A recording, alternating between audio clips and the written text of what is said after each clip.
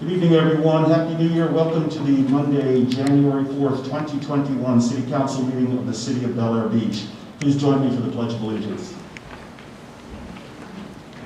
I pledge allegiance to the flag of the United States of America and to the republic which stands one nation, under God, indivisible, with liberty and justice for all. Madam Clerk, please call the roll. Councilmember Romanaki. Here. Councilmember Mark Bean. Here. Councilmember Dave Gaddis. Here. Councilmember Jody Shirley. Here. Councilmember Rita Swope. Here. Vice Mayor Glenn Gunn. Here. Mayor Joseph Manzo. Here. City Manager Lynn Reeves. Here. And City Attorney Fred Riley. Here.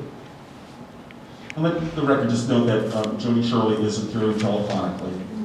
Patty, if Jody needs to speak, if she'll just indicate to you, because obviously I can't see her, so she just let you know, or just raise a hand or something, and I'll get over to you. Okay, first item of business is the approval of the agenda. Do I have a motion? So moved. Motion by Maura Bean, second. Second. Second by Dave Gaddis. Any discussion? Citizens, any questions or on the agenda? Rick Schaaf?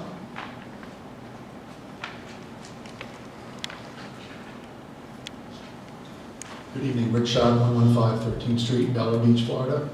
I just want to comment that I received an email not long ago about a gathering sponsored by the City Council to honor our police department.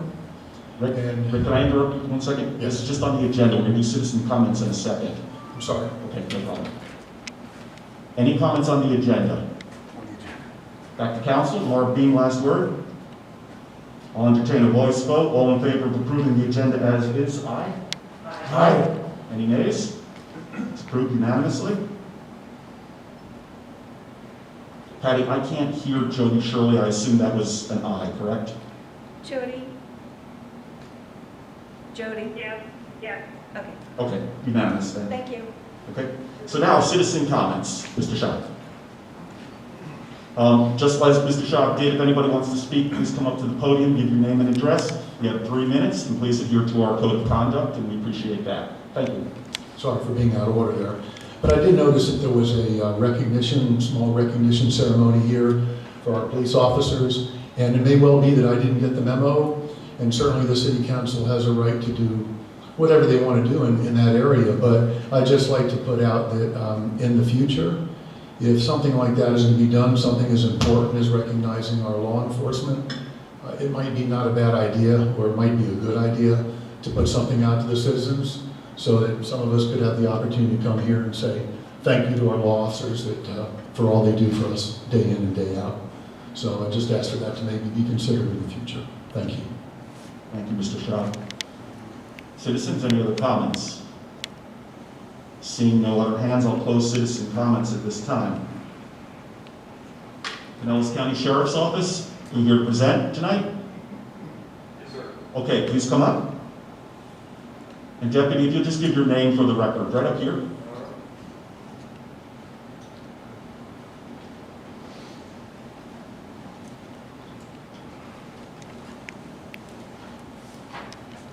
Deputy Kelly, Pinellas County Sheriff's Office. My supervisor is on the way. He's running late, got hung up on a call, so I'm here in his place for the moment. Deputy, I don't know, you might be kind of caught by surprise because you weren't supposed to do the presentation, but Yes, do you have any information on the reports? You got the November 2020 report. Do you have any information on that for us? No, sir, he'll have that, and he's incoming, so we'll have that information for you shortly. Council, would anybody have a problem if we just move this to the point where Deputy Kelly comes in? Okay. I'll be looking to the back. If you'll just wave to me when he enters, I'll bring him back up as soon as we can. Okay? Thank you.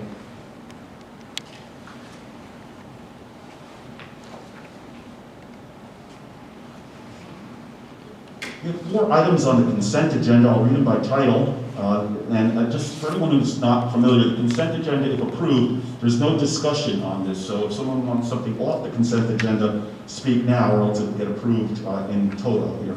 So item number 4 is approval of the December 7th, 2020 City Council meeting minutes. Item number 5 is approval of the December 7th, 2020 City Council work session minutes. Item number 6 is approval of the December 21st, 2020 special city council meeting minutes. And item number 7 is authorization to award a professional services contract for stormwater improvements on 12th and 13th Streets, the explanation being design and engineering in the amount of $32,500. Mr. Reeves, I just want to clarify, that change that you had, that's the next one down, it's not this one, right? It's the later stormwater issue? The one that you gave me? No, that's item 9. 9, okay, that's what I thought. Okay, thank you. Okay, so we have a motion to move 4, 5, 6, and 7. So moved. Moved by Rita Swope, second by Maura Beam. Discussion, council? I'm sorry, this is consent agenda. There's no discussion on this.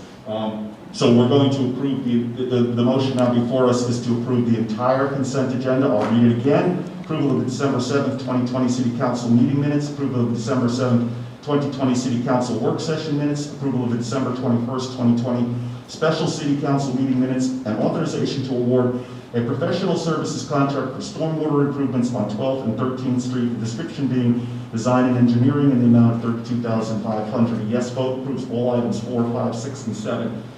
Madam Clerk, please call the roll. Councilmember Dean. Aye. Councilmember Gaddis. Aye. Councilmember Shirley. Aye. Councilmember Swope. Aye. Councilmember Aki. Aye. Vice Mayor Gunn. Aye. Mayor Manzo. Aye. So it passes 7-0. The consent agenda is approved. We move to our regular agenda. Item number 8, consideration of ordinance 21-01, an ordinance of the City Council of the City of Delaware Beach, Florida, providing for the amendment of Chapter 2, Boards, Committees, and Commissions of the City Code of Ordinances relating to the creation of an Administration Advisory Committee, providing for incorporation of recitals, providing for the amendment of Chapter 2, Boards, Committees, and Commissions of the City Code of Ordinances relating to the creation of an Administration Advisory Committee, providing for a copy to be kept on file, providing for severability, providing for the repeal of all ordinances in conflict herewith, and providing for an effective date. The description is ordinance to develop a standing advisory committee for continuity and expediency. Do I have a motion? So moved. Moved by Vice Mayor Gunn. Second? Second by Maura Beam. Vice Mayor. I do have one suggestion, and I'll pitch that before I see if there's any consensus before I ask for an amendment. And that would be, rather than call it a administrative committee, call it a citizens advisory committee. And I think that just speaks to communications, not only to the residents, but from the residents. It gives them a formal engagement in city affairs. So I don't know if there's any action for that sort of thing. If there is, I'll go ahead and ask for the amendment. It makes sense. I think that's what you've been talking about all along for the last 2 or 3 times that this has been introduced. So yeah, I don't have an issue. I don't know about anybody else. I'm good with it. So Adam's giving you a thumbs up. So- Robin's giving you a thumbs up. at this time, I'll go ahead and ask for an amendment to this, and instead that we call it the Citizens Advisory Committee for the City of Delaware Beach. And do we have a second on that? Second. Seconds by Rita Swope. So now discussion on just the change, name change. Any discussion on that? No discussion. Citizens, just on the name change. Anybody have any comments on the name change only? Come back to you, Glenn, got the last word on that, and then I'm going to take the vote to make just the name change, and then we'll vote the whole thing. I'm ready to call the question. Okay. So the amendment before us is to change the name from the Administration Advisory Committee, any place that it appears in here. I'm not going to reread it all. I'll try and do it on the first pass, but that would be changed to Citizen Advisory Committee. A yes vote will approve that name change only. Madam Clerk, on the amendment only. Councilmember Aki. Aye. Councilmember Swope. Aye. Councilmember Shirley. Aye. Councilmember Gaddis. Aye. Councilmember Beam. Aye. Vice Mayor Gunn. Aye. Mayor Manzo. Aye. So the amendment passes. It's now going to be called the Citizen Advisory Committee. We're back now to the discussion that we initially had, which is the formation of this committee and the consideration of ordinance 21-01. When you started this, you kind of started with the amendment, so I'll come back to you if you have any thoughts to complete on it before we move on. I have nothing further. I think it's pretty much a well-rounded, well thought out. I'll yield. Anyone else? I do agree. I think this is a good committee. I think it will save us a lot of time. My only question is just in the administration of this committee, and it really comes down to how the city collects the information. It's a very important committee, and it asks for people to be very well-rounded. I think our present application that we use, and it has nothing to do with this ordinance, but it's how we're going to enact this ordinance. It doesn't really provide, it says attach a CV or a resume if you want. I really think on this committee, we need to see what your background is. We're asking for people to be very well-rounded, have a great background, and I think it would be nice to know what people's background is, because sometimes we get kind of generic responses, I think, to some of the replies that we get. It would really be nice to know what people's business and or city background is. So it doesn't change this. I think it just maybe puts a spot that it's kind of mandatory to give us your background, something more, type of job application. That was just my only thought on it. No, and I agree with that. It's a very important aspect of the city and its input. So maybe we put a little more specificity to the vetting process and have them appear in person and say a few words and give us an idea and answer questions. I think that's excellent also. And I also want to personally thank you. I had my reservations about this, but that it was a 3-year committee. And I see that was changed to 2 years. It's corresponding now with all our other committees. I'm totally behind this. Anyone else on council? I'll move to the citizens. There are no citizen comments. Back to you, Glenn Gunn, for the last word before I call it. No, I would just speak to your fellow neighbors, and we've had some great inputs from the residents before, so if you're in attendance tonight and you have any interest, please step forward and let the city clerk or the city manager know. We certainly appreciate all the help and input we can get. Thank you. Okay, great. Okay, so I'm going to call the question. Item number 8, consideration. I'm going to try and, Glenn, if I miss it, you just feel free to cut right in here. I'm going to try and put Citizen Advisory Committee in. So consideration of Ordinance 21-01, an ordinance of the City Council of the City of Bel Air Beach, Florida, providing for the amendment of Chapter 2, Boards, Committees, and Commissions of the City Code of Ordinances relating to the creation of a Citizen Advisory Committee, providing for incorporation of recitals, providing for the amendment of Chapter 2, Boards, Committees, and Commissions of the City Code of Ordinances related to the creation of a Citizens Advisory Committee, providing for a copy to be kept on file, providing for severability, providing for the repeal of all ordinances in conflict herewith, and providing for an effective date. And I should point out that this is the first reading. We'll need a second reading of this if it passes tonight. So this is first reading, so everyone knows. To get past an ordinance, we need 2 readings. So this is the first one. Madam Clerk, a yes vote will bring this to that second vote and move it forward. Councilmember Bean. Aye. Councilmember Gaddis. Aye. Councilmember Shirley. Aye. Councilmember Swope. Aye. Councilmember Aki. Aye. Vice Mayor Gunn. Aye. Mayor Manzo. Aye, so it's unanimous, 7-0, it passes. It'll be on our next agenda for its second reading. If it passes then, it becomes ordinance that is changed. Madam Clerk, would you please, for the next reading, make that change that we had with the Citizen Advisory Committee? That's the only change that was approved. Yes. Thank you.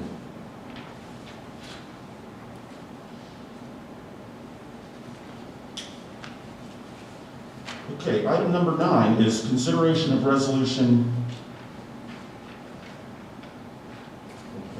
Okay, it's resolution 2021-01. A resolution of the City of Bel Air Beach, Florida, amending and restating resolution 2020-09 in its entirety, authorizing the issuance of a stormwater utility system revenue note series 2021 in the principal amount of not to exceed $45,000 to fund the acquisition and installation of capital improvements necessary for the provision of stormwater management services in the city, providing that the Series 2021 note shall be a limited obligation of the city, payable from certain stormwater fees as provided herein, providing for the rights and remedies of the owner of the Series 2021 note, making certain covenants and agreements in connection therewith, and providing for an effective date. Description on this is it authorizes the issuance of a stormwater utility revenue note not to exceed $45,000. Do I have a motion?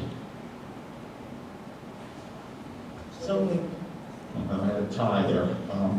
Who was first? Was it Rita Swope? Okay, and then Glenn Gunn. Move to read it for discussion. No, I think we discussed this thoroughly before, so I'm ready to go ahead, and if anybody else has any discussion, to move it forward. Counsel? One question for the city attorney. You've read this through. You're satisfied with it from a legal perspective? Yes, sir. Okay. Any other council comments? Citizen comments? Back to council, ending with Rita Swope. Go ahead and call for the question. This is item number 9. Oh, wait, one other point. This is, you're supposed to remind me, Lynn. Lynn told me that tonight we got a blue line copy placed on our desks here.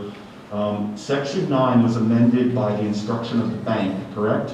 Yes, Okay. and Chris Rose sent this amendment, Mhm. so the one we will sign, it's page 8, basically, it's just changing some wording. I'm going to read that, yes. Yeah. So the change is, it says, in settling the rate of the stormwater fee for each fiscal year, the city shall ensure that the net revenues to be collected shall be equal to or exceed 1.25 times the annual interest and principal payments coming due on the Series 2021 note in such fiscal year.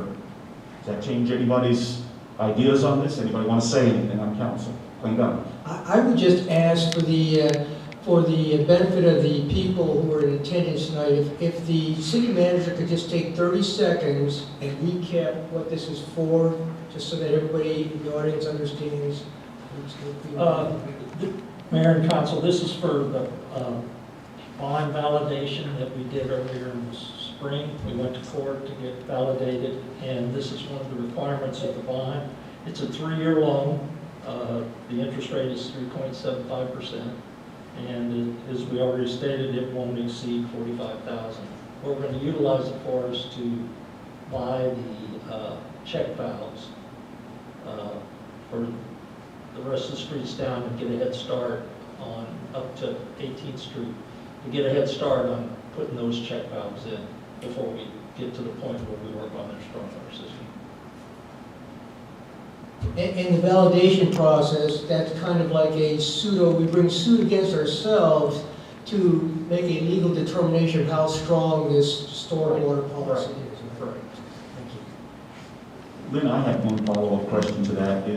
This puts an obligation to us that our net revenues to be collected shall be equal or exceed 1.25 times the interest rate. I know this personally, I don't think that's any issue, but I just want to hear it from you that that's not going to be an issue No, with collection. I think It's we have not way an more than issue. that.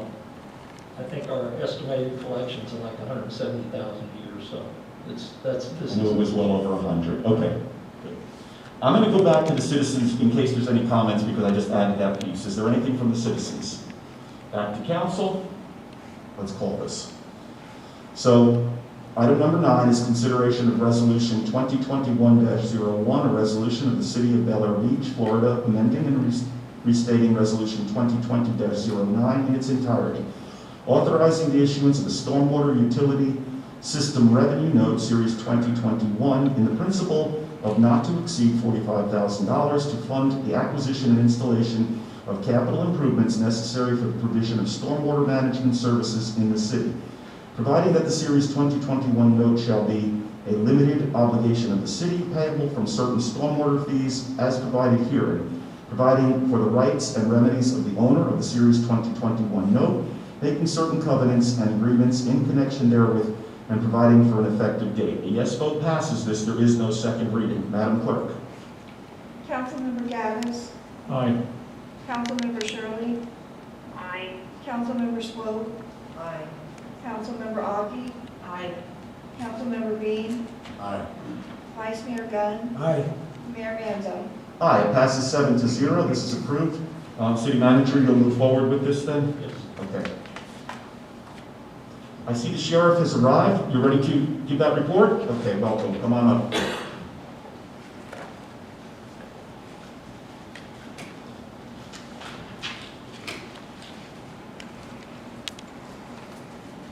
Happy New Year to everyone. Sorry for my tardiness. We had a situation in another city I had to go take care of real quick first. But we had a good ending to the year. We had no other major calls in the month of December from what I can see. So next month's report should be about like our normal report. For November 2020, we did have one larceny this month. I can see that we did have one arrest on a felony for possession of a controlled substance, one for possession of drug paraphernalia and a DUI. But that was only 2 people total arrested for the month of November. For our regular monthly activity in the city, most of it was self-initiated once again, mostly house checks, directed patrols. We did have, shows 93 traffic stops this past month, and there's only 2 crashes, and we had 124 citations and warnings issued in the month of November.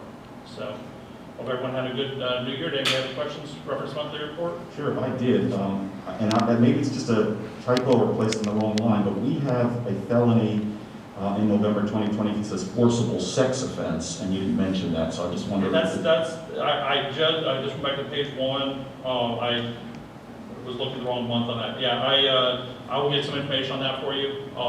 Let me step in the back room. I did not see that in the report prior to now, so I will look that up for you, and I'll get you information on that as soon as I can. That's out of character for our Yeah, city, so if you could absolutely, get us yeah. some information, if you don't have it, immediately, if you could just get it to No, my city I will. manager.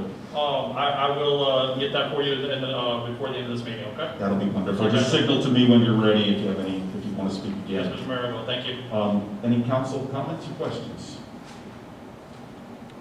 Citizens, any questions for the sheriff?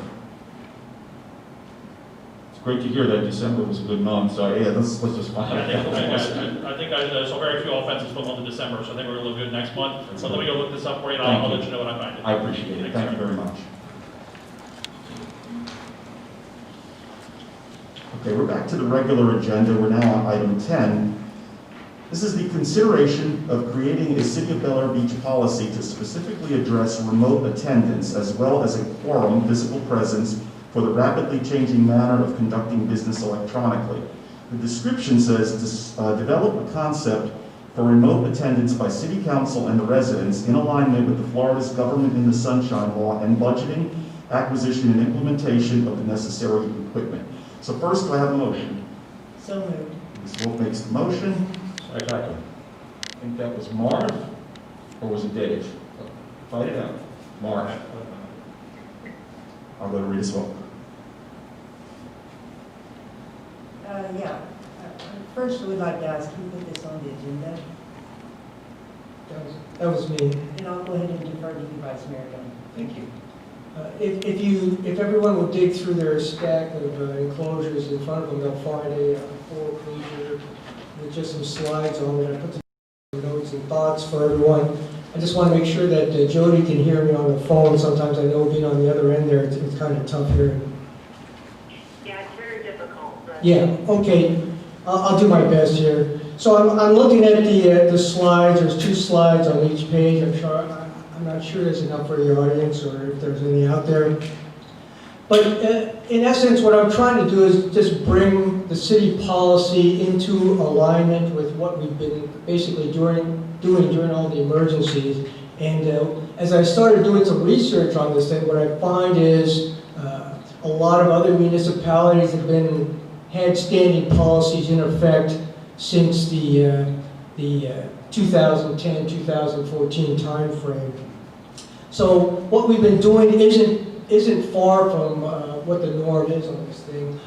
But along with everything else that I've always been preaching is I would like to institutionalize this policy. I would like to have it in writing so that everybody can refer to it and know exactly what the foundation is and the principles from which we operate. So let me just run through this very quickly. The goal of this whole thing is basically to develop a concise, common sense written policy that outlines attendance, including electronic, at public meetings for the elected officials as well as the residents.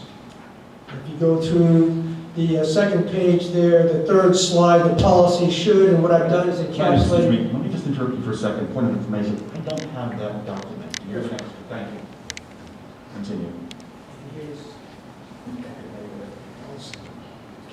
Okay, so to just encapsulate some of the things we're trying to capture with this, we all lead very busy, complex lifestyles, and this really dovetails very nicely with just the way we work and live today, as well as how we conduct business.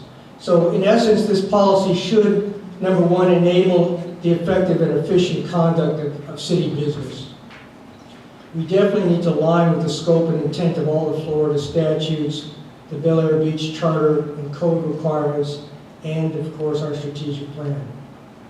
We hope to foster participation by elected officials and residents. And when I say residents, it's not only to attend these meetings, but prior to this, we have been a little tight on attendance requirements, so that precluded busy working people who have busy traveling schedules from participating in municipal government. And hopefully this will maybe bring some of those people into the fold. The policy needs to engender a sense of community, promote two-way communication, discussion, feedback, and the positive exchange of ideas. And of course, as we found out during this whole COVID thing, augment safety and the flexibility in case of emergencies. So far as the background goes, we need to go out. I've done a cursory benchmarking of some other municipalities, and I've actually enclosed a resolution there from Illinois, and it dates back to 2014. So this is nothing new. People have been doing this for a long time, and as I address some of the things we need to include in this thing, you can see right in that resolution that it hits on most of those topics, and we can probably use a lot of the other municipalities as a boilerplate for what we want to do and really kind of speed up this process.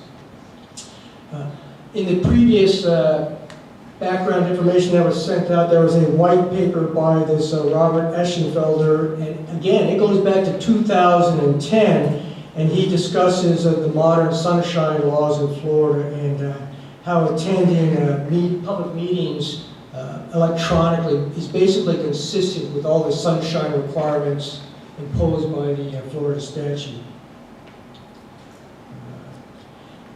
In the white paper, he did talk about a quorum, and his recommendation is to leave it unless we find that the Florida statutes have changed since 2010, but to go ahead and leave those as an in-person requirement so that in other words, a meeting is not considered a meeting and not able to transact business that's binding on the city unless you have a quorum in person at the meeting place. Sunshine requirements, just a quick overview, meeting held at an accessible public place where public officials may hear each other and all other speakers, and in quasi-judicial matters, public officials and the parties can see exhibits and other evidence. Obviously, these are all things we're going to strive for if we meet electronically. We would like to be able to not only see and hear all the other elected officials, but the residents need to be able to see and hear us, and if they want to speak and engage the city council, then they need to be able to do that, and we also need a format so that we can present documents and that sort of thing for everyone to view. So far as the next steps go, draft, review, edit, and enact a written policy that addresses the use of electronic technology for these purposes. I took an educated guess, 3 months, and I think that's just the most exorbitant time frame. I think if we can find a good benchmark and use their boilerplate, we can speed up this process very quickly. We want to be able to cover such things as attendance, quorum, voting procedures, and resident participation. And lastly, outfit the council chambers with the appropriate technology to allow an interaction of in-person attendance as well as a remote electronic attendance. City manager and his staff has already started that. He's got a big screen ready to go in the back, but I think we need to just kind of sit down and conceptualize how best to do this. We want to be able to see each other, even if we're sitting up here, if we're sitting at home. Citizens should be able to see us and speak, and then we need to figure out how we're going to work the process. Who's going to actually staff this thing and control the inputs from the citizens and that sort of thing. I broke it down, conceptualizing, determining the procedures, budgeting, doing the initial acquisition, and staffing and training the personnel. I come up with an outside figure of 10 months. I think we can easily shave it down. So we're probably talking anywhere from 9 months to a year, a little more than that. And that sort of approach could obviously be phased in. I mean, tonight we've got Ms. Shirley calling in or dialing in. So I mean, we can start wrapping this thing up and just understand where we are now and where we want to go and how we're going to get there. So that pretty much covers all of that. There is one baseline thing left, and that's in the actual section 2-59 of our charter that talks about the essence of a quorum. The first section addresses the makeup and the purpose of a quorum, and then the last portion of it talks about, and I can read that verbatim, in the absence of a quorum, the mayor shall, at the assistance of other council members present, compel the attendance of the absent council members, which shall delay a meeting for no longer than 30 minutes. Now, to me, that's kind of a loose end of this thing. We've had numerous discussions with this thing, and there seems to be perhaps some disagreement in how that's to be interpreted or what that actually means. So I would like to take the time and a couple minutes of discussion here to figure out what everybody's thoughts are on that. As I read through that, it's a multi-part kind of requirement there. The first part is it's at the insistence of other council members present. It's not a unilateral decision of any member present to decide what the action is that's going to be taken. The second part that is kind of nebulous to me is this word compel. I'm not quite sure what that means, and I think we need to perhaps open up the discussion to figure out what that's supposed to mean. And then the third part of it is basically it's not to be delayed for any longer than 30 minutes. So at this point, I can open it up for discussion. Yeah, I'll take it back. So back to council comments. I'm going to jump in here. I stick with the idea of the remote meetings. I think other cities are doing it. Other groups that I'm on, other boards are doing it. A couple ideas. Some places, some of the boards I'm on, will mandate a certain number of in-person meetings, and the rest can be virtual. Okay, we ran the city for 6 months on virtual meetings, and it started off rocky because nobody knew what was coming, and we ramped up, and by the end, I think we were doing very well with it. So it does work. I don't think that there's anything that compels. Right now, I think the idea, and I looked through this with the charter and our ordinances, I think the idea right now is that we be here in person, but I don't think that's a requirement that we're stuck with. We can change that, and based on that law article that you sent out, they said basically that, well, the Attorney General apparently is all over the place on their interpretation of it, but they said that, basically a quorum doesn't necessarily have to be in person. It can be a meeting of members. So I think we can look at this because it doesn't have to necessarily be in person. It doesn't have to be in person every single time. The technology we have at least the skeleton of right now, and we can probably expand that better. There was something in this article that I thought was very good. A lot of us in technology, we like it. There's other people who don't own a computer or a smartphone. We have to, if we're going to do this, have an ability to have somebody here, and there usually is somebody at headquarters, where you can come in and there is a computer available to you if you don't know it. So this gives the citizens the opportunity to come in. But I think we could even think outside the box and think to maybe making a certain number of these things virtual. We hit 10,000 cases a day of COVID right now. I hope to God it's cured in a few months, but I was just talking with city manager, you can't even get an appointment to get a shot right now. So it may not be cured as quickly as we hope for it. So we could think about this long term, and there's no reason we can't change this. In terms of timeline, the only other comment I have is that the ordinance, I think we have to change ordinances, so we're looking at 2 readings on that. But the nucleus of this is a good idea.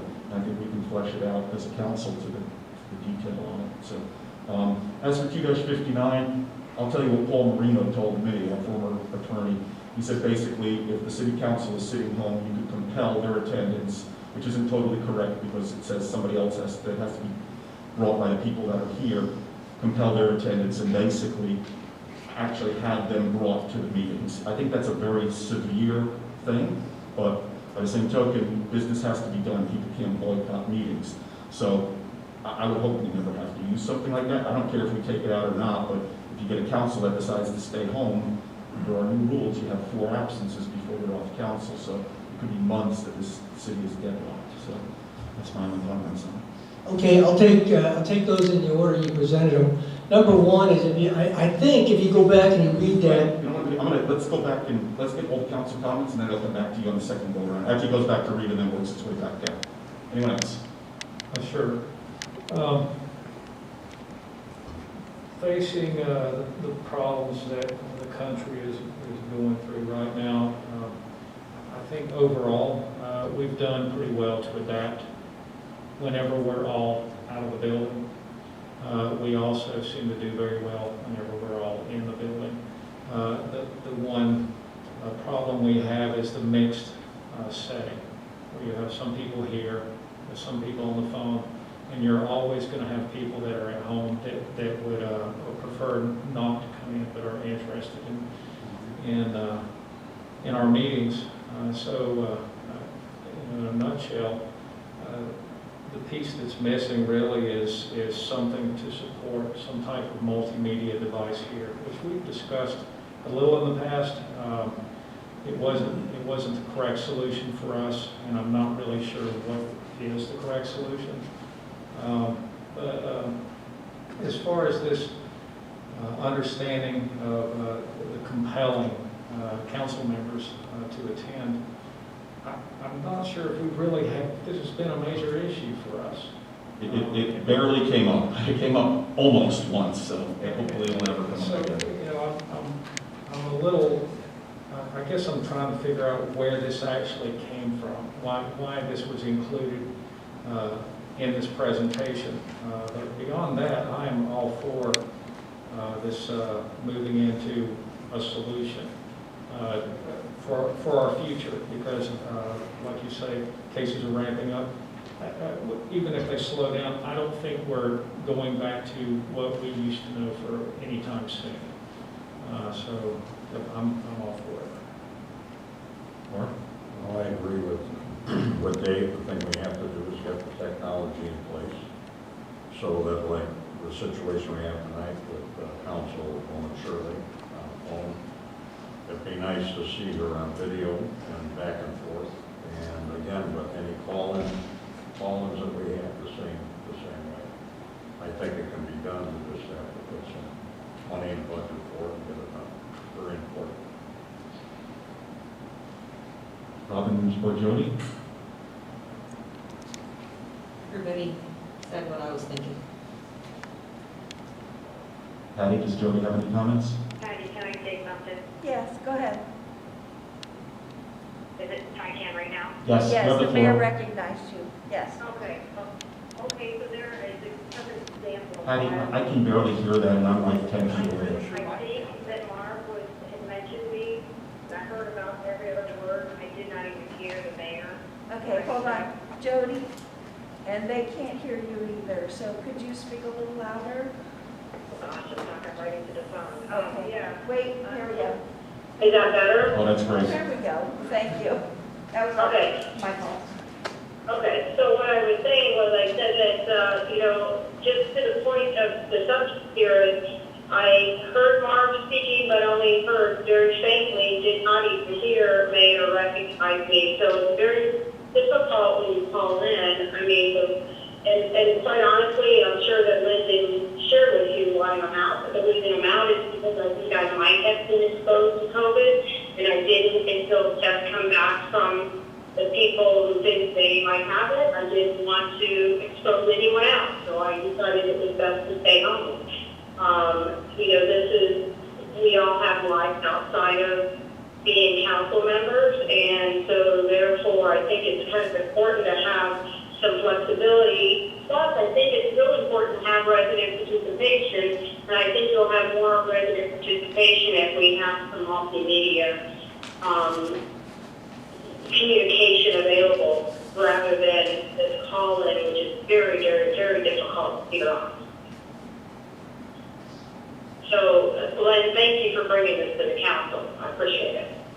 That's it. Jody, thank you, and I wish you the best. I hope and pray that everything will work out okay for you, and I'm sure we all do. Thank you. We're going to go around second round, and I think, Glenn, I know you wanted to speak, so go right ahead. Well, I'd like to speak as Okay, well. Reed as well, go ahead. Vice Mayor Glenn, I'd like to say this is a very good presentation. I do think it's very important to get remote and accessibility to our citizens that can't make it in.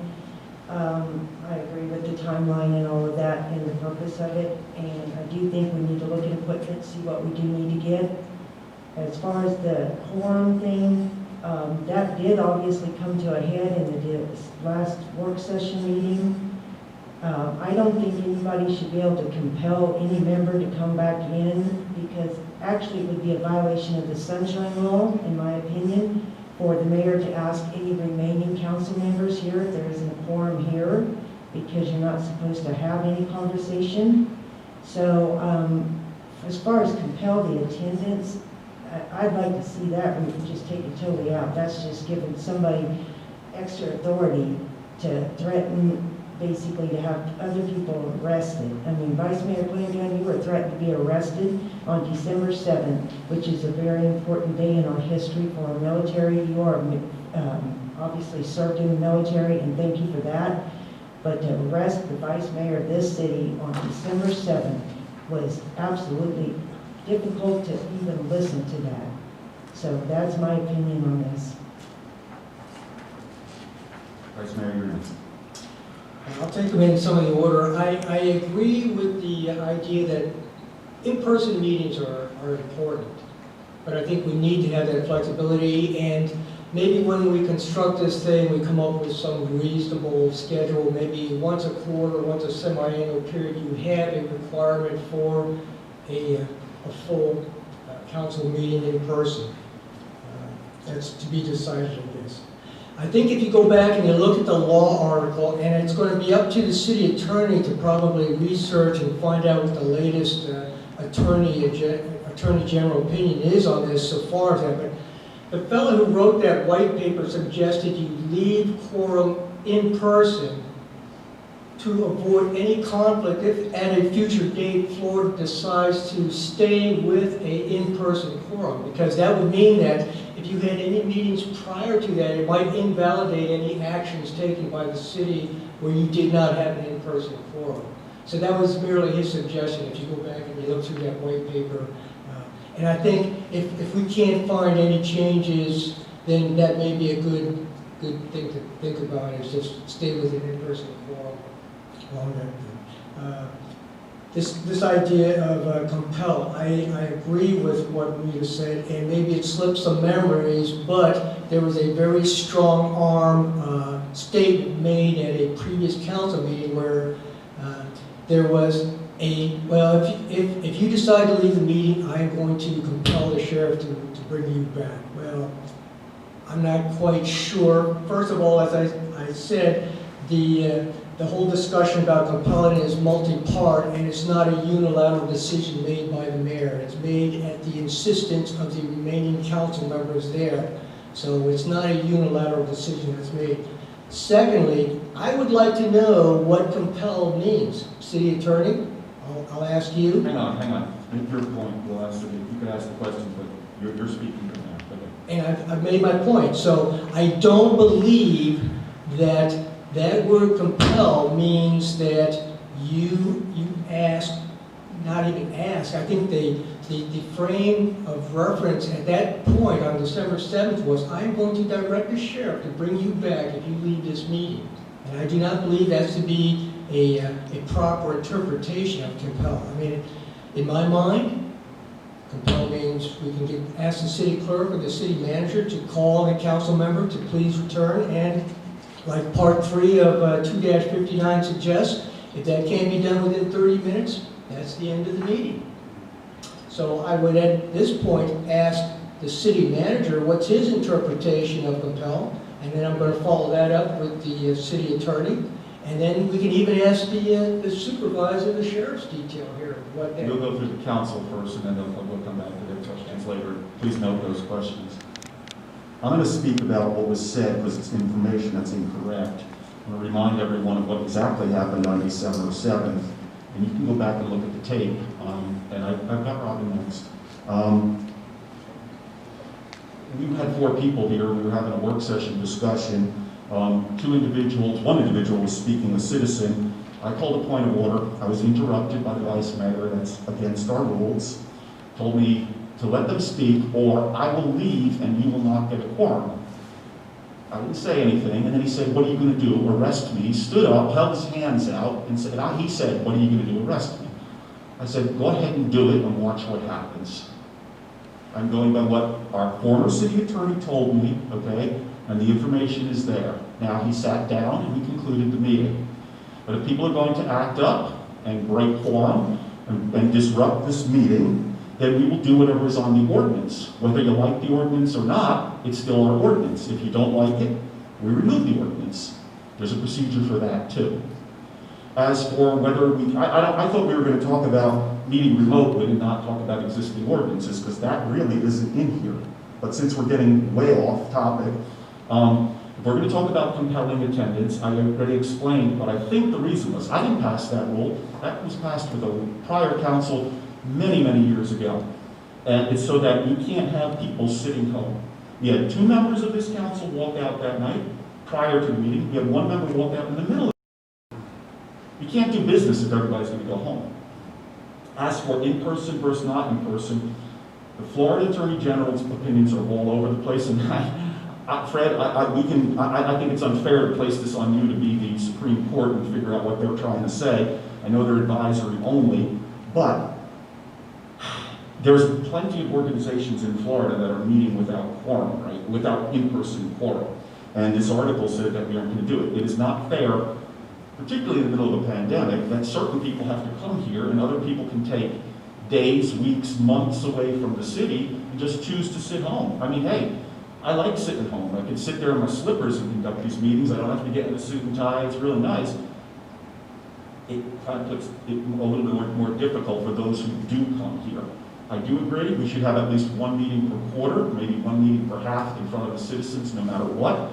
But after that, there's no reason this stuff can't be done remotely. And if we have to get the Attorney General to weigh in on it, I mean, I think it's just a matter of us changing our ordinance. Anyway, that's what happened. If you want to change 2-59, there's an easy procedure for doing that. Take it away, and then if people want to sit home, then they'll sit home, and we just won't conduct the business. After 4 meetings that you miss, then you're off council. It's that simple. Robin, have your hand up there. No, I was just going to you kind of did a little bit to clarify. And Dave said, you know, I'm not sure why this slide was on, and I was thinking in my head it was on because of that meeting, the drama. And I wanted to point out that it's not a one-sided. It was definitely heated on both sides, and the only reason why it concluded was because I had to start yelling in the microphone and practically stand up and get in front of 2 boys. Pretty much it felt like misbehaving. So I think that the issue why this was put on was probably more of a personal thing than anything else. To me, compel can be whatever it needs to be. Would you please return back to this meeting? Or we really need to vote on this, we need a quorum. Hey, can you just go pick them up and bring them in real quick with sirens blazing so he gets here faster? I think, again, when I talked about the last meeting, I'm not a lawyer, but it seems like every word you can interpret it any which way in law. So I don't think this needs to come out, but what I do think that it never needs to be done. It never needs to be used. And I think that comes back to what Fred was saying about reasonable people, reasonable conclusions, all act like adults, stop getting tempers involved, stop getting hurt feelings, and stop bringing drama from past meetings back. Again, that's what this slide is about. Past drama, wanting to relive it, and quite frankly, with these meetings, I am so sick of the drama. This is a tiny city. Our issues aren't nearly as huge as other big cities. I do not understand why we can't all get along. That's all. Other council members on the second pass. Third pass, council. Brenda? I think we have a problem with equating attendance to participation, and that is not true. You can sit at home in your pajamas and participate in a council meeting. Okay, so that basically goes to the argument of, well, they're not here, they're not participating in city government. And again, we have already enacted charter amendments to what happens when you're not participating in those council meetings. So that's a movement. I do believe that business should be conducted gentlemanly, without threats. And that should be how we conduct business. And when you subtract that out of the equation, then things do get heated and tempers flare and passions override critical thinking and discussion. So once again, I want to make sure we all have a common baseline of what this compel is. I think there's no reason we need to go through the machinations of changing that. I just think we need to understand what that means. And I don't believe that I can twist your arm and compel you and bring you back here forcefully to a meeting. No, that's not the gentlemanly way we do business here, and that's not the collegial way this body should operate. So I just want to make sure that that's a common baseline, and I'll defer to the city manager and the city attorney to see if I'm interpreting that wrong or if I'm just completely off the track. So, I'm still with council, then we'll go over to you. We've done 3 passes, so I'm going to go back to the city officials. Attendance versus participation, 1 point, that's the only point I'm going to make. You can sit here, and other than voting, you're not compelled to do anything other than not disrupt the meeting. No one has to say a word. You may not like the topic. You just sit here. You can doodle, subject to public disclosure, but you can sit and draw a sketch. But as long as you sit here, okay? When you go home, and that was not a televised meeting, okay, then you're not in attendance any longer, and then we no longer have a quorum. So I have no problem where a person is. Jody Shirley is on the telephone right now. She is completely participating in this meeting to the extent she wishes to. That's fine. She doesn't have to say a word as long as she votes. That's it. So that's attendance versus participation. I don't think it matters where you are. Really doesn't. And I second what Robin said. I got good comments. Council, anything else? I'm going to the city attorney and city manager if we don't have any other council comments. It doesn't matter the order to me. City attorney, city manager. Well, I have a whole list of things. Okay. The principal thing is state law, which is the Sunshine Law, and that has the requirement that the meetings be in public and the criteria that Vice Mayor Gunn delineated in his presentation. There, of course, is for a violation of that, there's a penalty, and the penalty is a personal penalty to the 7 of you who are the elected officials if you don't comply with the state law. So to me, that's the starting point.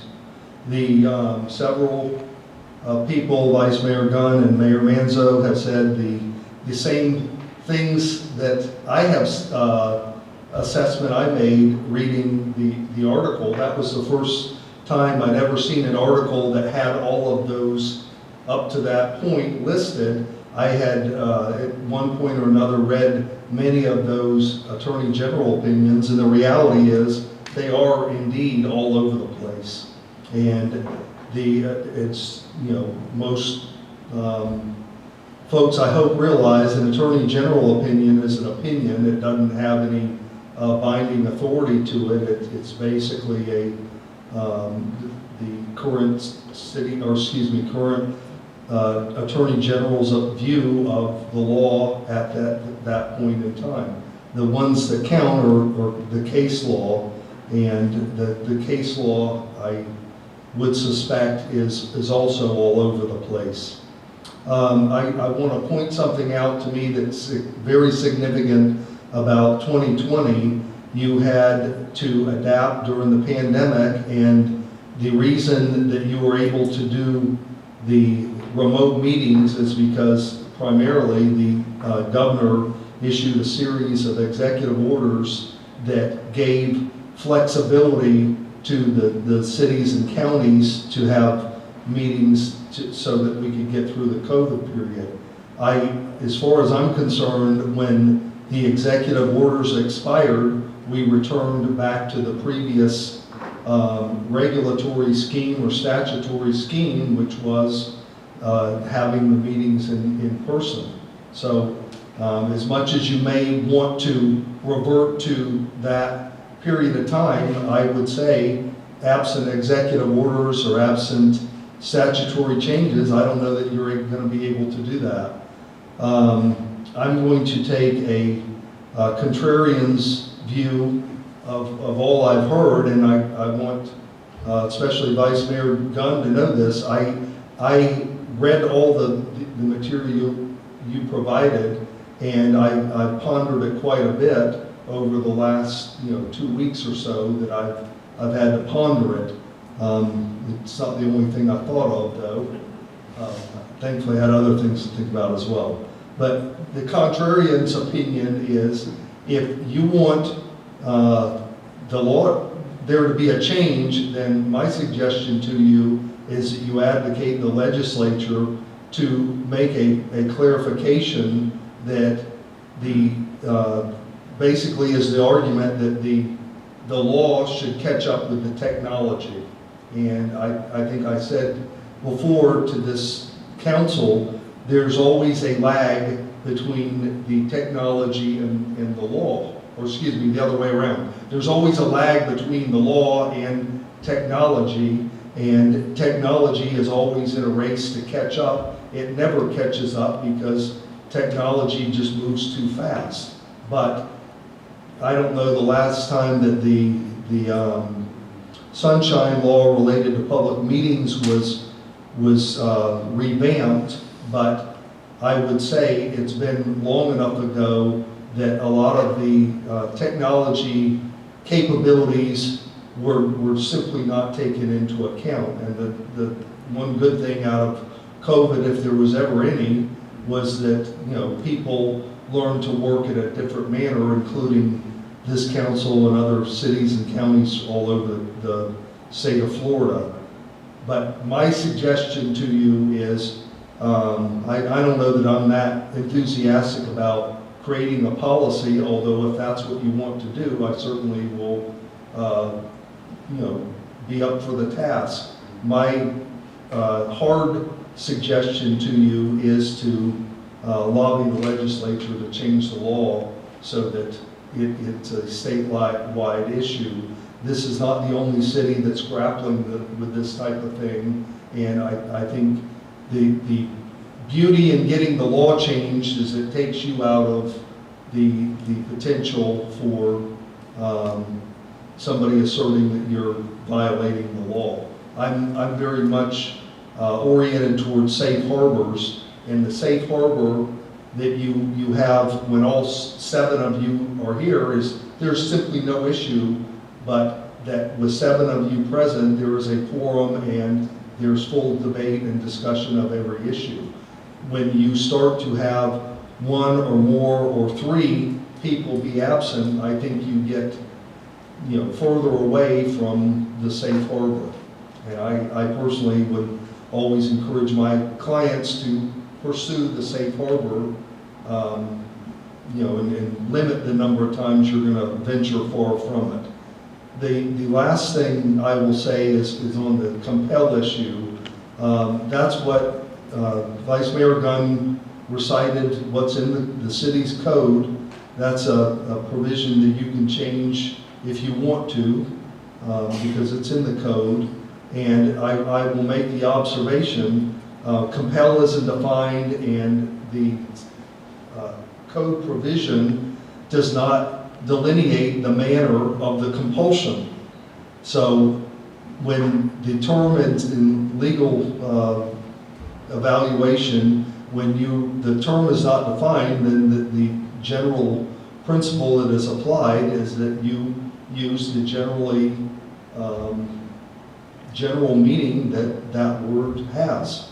Compel could mean a number of things. I've heard compel means the sheriff goes and does something, the city manager makes a phone call, the city clerk makes a phone call. All of those could be a manner of compulsion, but I will tell you, and I don't mean to speak for the sheriff, I don't speak for the sheriff, They have their own legal counsel, their constitutional officers, but there's always going to be, in my mind, a separation of powers issue between us, or in this case, the presiding officer directing the sheriff to do something. I think you will get pushback from the sheriffs on that because they have to be independent. If somebody's standing here that is completely unruly and completely disruptive and have disregarded every reasonable request for them to conduct themselves in a manner that befits the quorum of this type of a meeting, then I think there would come a point where the sheriff would say the person is being disruptive, and they would do something. But I think there's, you get into potentially a difficult situation for them if you try to direct them to do certain things. That's my view, and at some point I may have to talk to their counsel about that if it is an issue. I'll conclude my comments with in a way, a question, and my question is, has this been such a problem up till now that you really need to do something, create a policy to address a problem?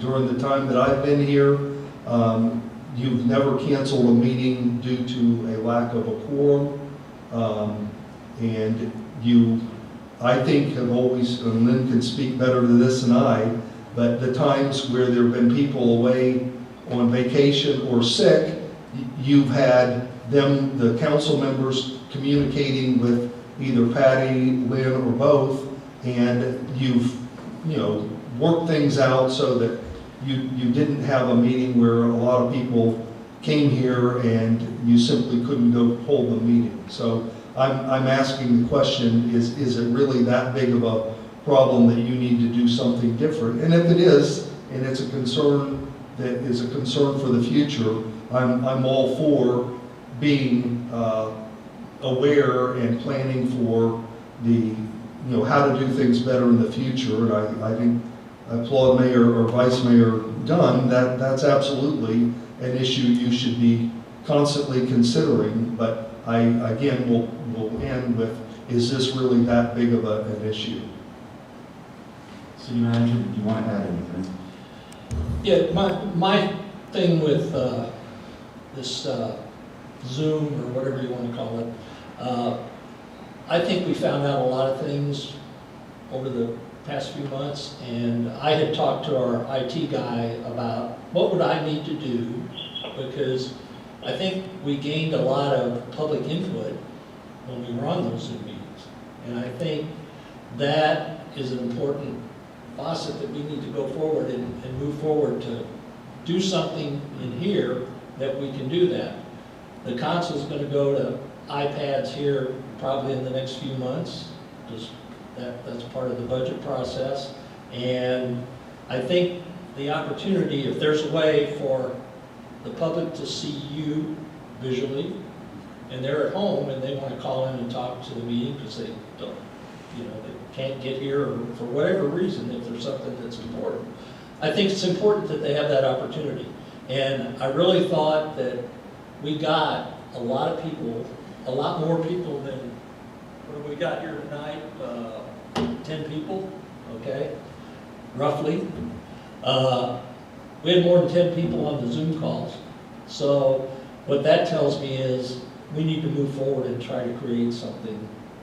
And how we do that is, I think what the Vice Mayor is kind of proposing, is to figure out what's the best way to communicate to the citizens, and what's the best way for the citizens to communicate to you. And, if you're out of town, as an example, like in Jody's case tonight, we need to have that opportunity to make sure that she's heard, possibility she's visible if it's attainable. I think those are the things that, going forward, the council needs to try to get in what I'll call the electronic age. And I'm not in the electronic age. Well, I guess I am, sort of. I Still have a flip phone. Huh? You still have a flip phone. Well, no, I have my personal phone, but I have a lot of, I use the iPad regularly and things like that. I have a flip phone because that's what the city provides. But I think this is a step forward, and I don't know what, I kind of heard that from the rest of the council, that this is a positive step forward. And how we create the policy as far as the quorum and the issue, I read that article actually twice, and the guy, there's differing opinions on many things in that article. They were all over the place. And so I think going forward, we need to look at this in some way, and the first policy may not be all encumbering, but it's got to be started at this point, I think.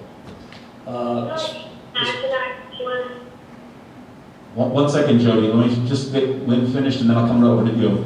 As far as the compel, I have to go along with this. Compel's a word.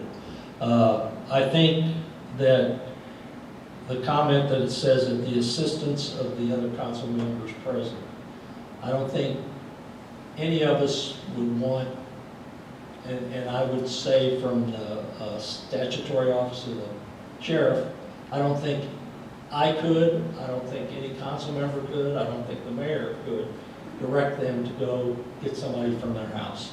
I just don't think that. And I've had a couple conversations with them, and that's pretty much where they're at with it. So the definition of compel, maybe we need to put something in the ordinance. What does compel mean? That could be what needs to be done, and it needs to be clear if this is going to be an issue. That's my opinion. Jody Shirley. Yeah, and just to chime in a little bit of what Lynn was saying, this is the first time I've ever called in. It is extremely difficult to participate from this end. I don't see the electronic communications being a replacement for our live meetings. And, maybe that's where when we look into this further, we need to address that. So in the case where we're traveling because people are still in business, still living life, don't forget this is a non-compensating position. So, it's not as though, in my opinion, it's volunteer, right? We're not, although we are elected officials, we are still a volunteer position, and that we're giving our hours and our time to the city and to the residents of Bel Air Beach. And so there are going to be times you can't attend a meeting. I find the fact that we can't call in and participate absurd. I just find it unbelievable that we haven't even gotten the technology to provide services for a council member, let alone a resident who wants to participate. So I think it's really important. But again, I don't see this as a replacement for our in-person meeting or still the requirement for. And I feel like that still needs to be priority. But this would be a situation in my driving or someone's traveling or, called away or, what have you. They still have the opportunity to participate. Thank you. City Attorney, after hearing your comments, I think I have to, our protection always comes when we're siding with what our city attorney tells us is an interpretation of the law. So you're feeling that, there really isn't the option at this point in time for the city council members to routinely participate, in calling a quorum outside of the building, then to me it's a non-starter. That's to me. I don't know what everybody else feels, but I would not vote for something like that. However, I think when it comes to the citizens, there's no such prohibition. So to the extent that we could, and I agree with Lynn Reeves what he said, We counted 10 people here tonight. It's actually decent attendance. Everybody here is at risk, and I applaud everybody for coming out tonight, but you're putting yourself at risk of COVID to come to a council meeting. Wouldn't it be nice if you could be watching this on TV? Victor invited me one time to take a look at Indian Rocks. The technology is there. We did it in the middle of the summer. I was watching their meeting from my bedroom, okay? I have to leave the bedroom. I don't think I was able to participate. I think he got that later on, but you're able to do it if you want. So no reason the citizens can't do it, even if we can't. I am concerned, and I don't ascribe any nefarious motives or anything to this, but there is some concern about people who might be on council, who might be not here for extended periods of time. Clearly, what Councilwoman Shirley is going through tonight is exactly what is envisioned by the Attorney General's opinions. There's a documented medical reason, and thank God, hopefully she'll be okay, but don't come in, okay? That's a good situation, but, if you're away for a week, a month, a year, that's a whole different story, and I think that is a possibility as I look at what might be coming down for this city down the road for some individuals, depending on what happens in the coming election. So it is something to think about. I don't know if people should be permitted to have extended absences. Everybody takes a vacation. Jody's right, it's a non-compensated position. Go take your vacation. But if people are going to be gone for an extended period of time, then that's something that has to be discussed on the council as to what the visibility should be. I don't think we're going to resolve this tonight. This is a discussion thing, so we might want to bring this to a work session, but it's only 7 o'clock, so I'll entertain as much discussion as people have. It's relatively early in the night, so. Next. Sheriff, did you want to speak on this issue? Or you have the information, or do you have to leave? I had something about I got to take care of when in the meantime, we're good. Council, do you want me to he just wants to give us a piece of information. I think it's going to take a minute. Does anybody have an objection? Sheriff, come on up. We're going to break and go back to the sheriff's report.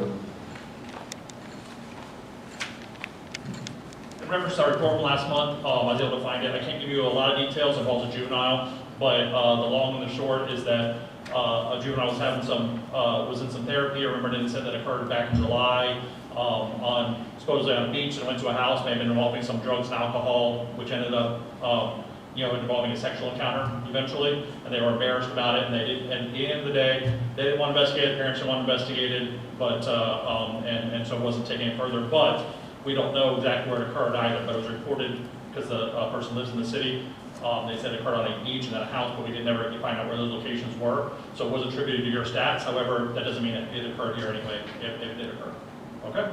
Does anybody else have any questions on that? Citizens, council?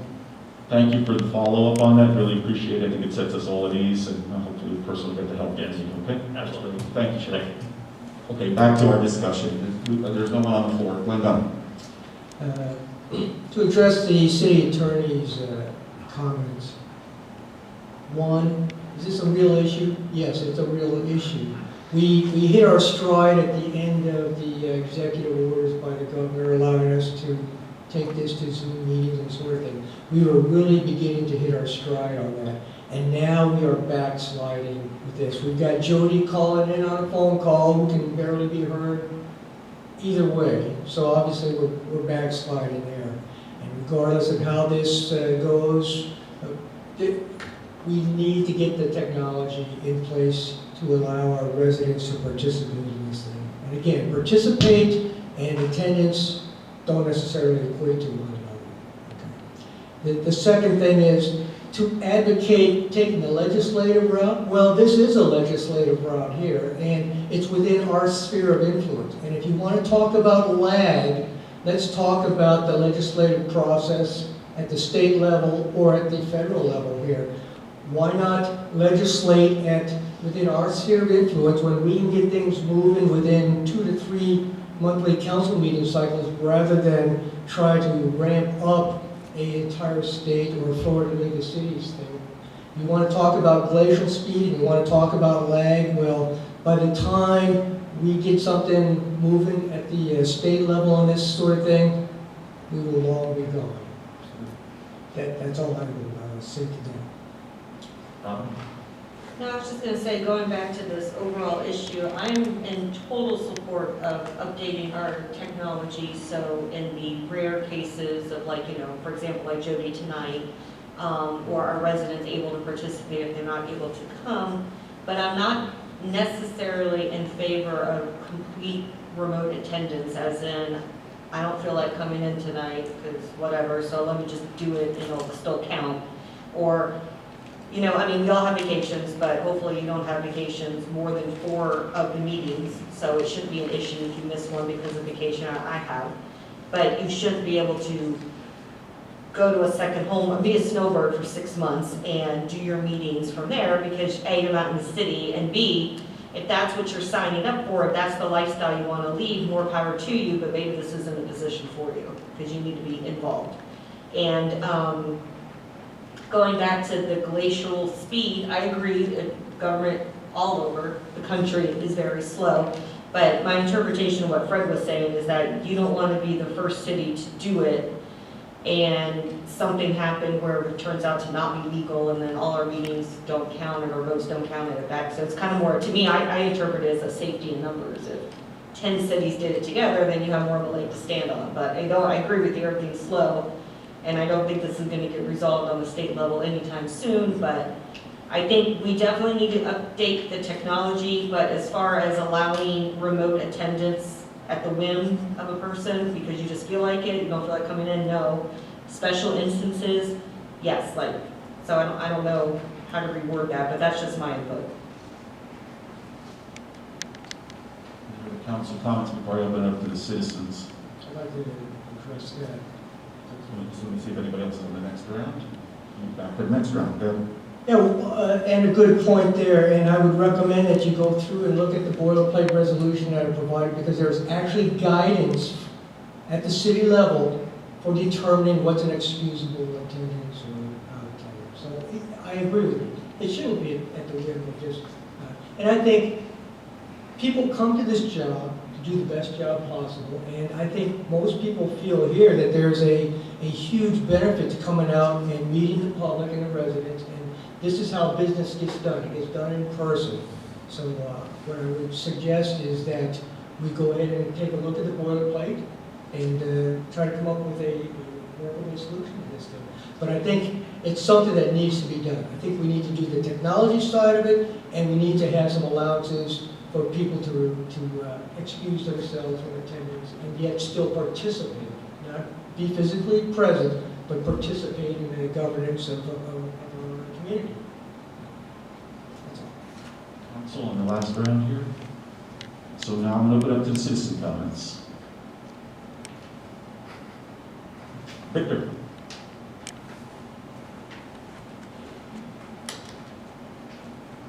I apologize. If I knew I was going to address the city council, I would have put on a tie. But while I'm not technically a resident of your city, I'm hearing this discussion going back and forth, and my mind is turning because you guys are reinventing the wheel. I have other towns that I work for that employ me to do these services for them, and one of them is City of Indian Rocks Beach.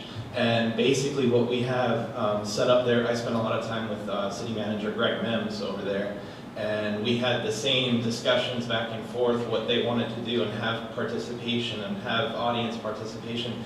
And what we set up was a Zoom meeting, and basically I have my cameras that I connect to a computer that streams live to YouTube, to Facebook, to Zoom, all at the same time. So anybody can tune in and watch it, and then whatever's going on in the city council is like a active participant, so the viewers can see my camera focusing on whoever's talking, whether it's a resident that's attending. They also open it up for limited audience, but that to me would be what you guys are looking for, because it just connects everyone and people can come to the meeting or not come to the meeting. If a commissioner is exposed to COVID or feels not safe, then they can just connect to the meeting from their house and do it that way. But whoever's speaking at the actual meeting is captured on the cameras with the system that I have set up for them. So so I just thought I'd share, even though I'm not a resident. You're allowed to speak. No, thank you. So, perfect. Any other citizens? We'll bring it back to council. And I will say, again, I think there's invitation. I did, in the summertime, when we were exploring Zoom and the other stuff, I did sit in on one of those Indian Rocks thing. It worked fine. It worked real fine. So it was just like being there, and I wasn't there. So that technology is here. He knows it. I'm not saying you have to use him, but he did a great job in Indian Rocks. Anyone else? I think at this point, I mean, I don't think we're going to go through this resolution and pick it apart tonight. It seems to me that there's interest, at least in consensus, if I hear everyone correct, I'm not speaking for anyone but my understanding, but I think we definitely want to look at the technology, we definitely want to discuss this some more, and I think this definitely should get into one of our next work session and try and hammer this thing out so we can bring it back in and see what we can do. In the meantime, perhaps the city attorney, again, I'm not asking you to be the Supreme Court. I looked at that thing and, there's 10 different opinions and 10 different reasons, and one says you have to be sick and one says you have to be working. I mean, I don't know what we'll do with it, but I'll tell you one thing. Whatever you tell me as city attorney is where the protection lies, and that's where I'm going to go with it myself, so. My response to that would be the real key between now and when you next discuss this is for me to look and see if there's what case law is there, and I mean, you've looked it up as in your job. I look up stuff. There are times you may find 3 cases, and there's times there's 200, and I don't know which one this will fall into, but there's typically at some point, if a statute's been around a while, there's a dispositive ruling somewhere along the line, and that pretty well sets the benchmark. And until the legislature changes the law again, that gives you the criteria that you should be applying. So that would be the thing I will do, and then come back and be ready to tell you this is the criteria that you really ought to be focused on. Fred, is it enough time? Is it enough time for the? I mean, I think we probably have I don't think we even have a scheduled work session right yet, but I mean, typically about 2 weeks from now, maybe if we do one, that'll be fine.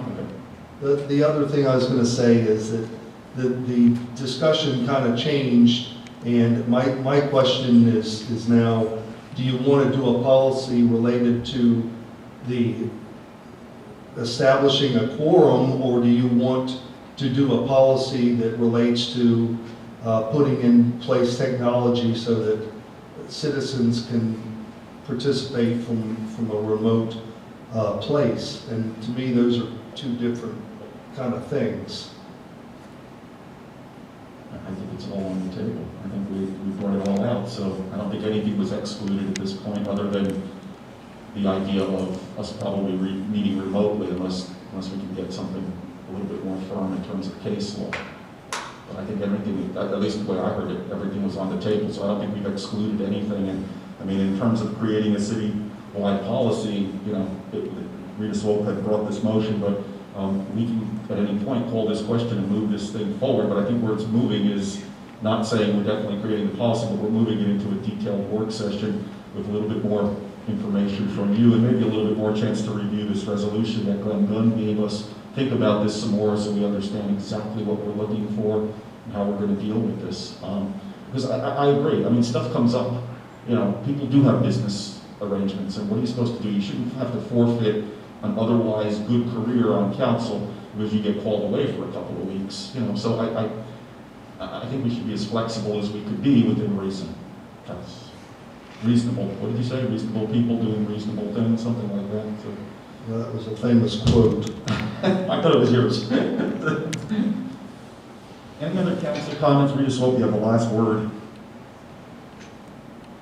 Well, I would like to obviously see us move forward with this, so I'm just going to ask that we do put this on the work session and get some information as far as cost to update our equipment, or that gentleman can provide us with a proposal on what he can do and what he can't do. And then at that point, we can look at getting a change made that it's official for our citizens as well as the forum and all of that, so we can take care of it all. That's all I have to say. So if I get this correct, we're going to, the question was to consider consideration of creating a City of Bel Air Beach policy to specifically address remote attendance as well as a quorum physical presence for the rapidly changing manner of conducting business electronically. So, and anybody jump in if I'm saying this wrong. A yes vote will get this into the committee, get Fred Riley working on this. Victor, if he wants to do a little presentation or some information to us, show us what you've done in Indian Rocks, I think that would be helpful. Everybody get a chance to review this resolution. So we're not killing this, we're just moving it to the, really, I guess, the next level, and I think that's what we were seeking initially, Mr. Glenn. Right? Okay, so is that correct? I've stated it correctly? Okay, then Madam Clerk, please call the roll. A yes vote will bring it forward. Councilmember Shirley? Yes. Councilmember Swope? Yes. Councilmember Aki? Yes. Councilmember Reed? Aye. Councilmember Gaddis? Aye. Vice Mayor Gunn? Aye. Mayor Manzo? Aye, so this will move forward to our next work session. Mr. Riley, as we discussed, please, good luck. Whatever research you can come up with, any case law, or what any other cities may have done will be helpful. Victor, you have the opportunity, just work right through the city manager, give him whatever presentation, or come to that meeting, and if you have the ability, show us what you've done, or, get everyone in on them. Whatever you At the want to tell us. council's pleasure. Okay, thank you. All right, so that concludes item number 10. Item number 11 is unfinished business. Do we have any unfinished business? Just one thing I want to bring up is the sign. Mhm. I gave you a packet a couple weeks ago, gave you some quotes, and I guess what I'm trying to do is find out from the council so we can go forward with this. The sign's been gone for 60, 90 days, and I think it's time to do something.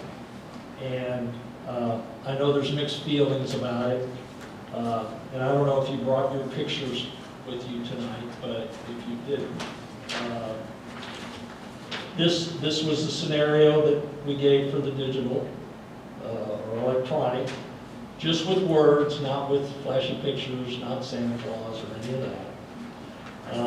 And this is the sign, which is kind of a mixture, which means not much wording that's going to go in this digital, and it's still, I guess how I look at it, it's still a sign that, like we had before, and I think just my recommendation is digital sign provides a better opportunity for things that happen, like a hurricane or information we can get out, we can get it on there remotely.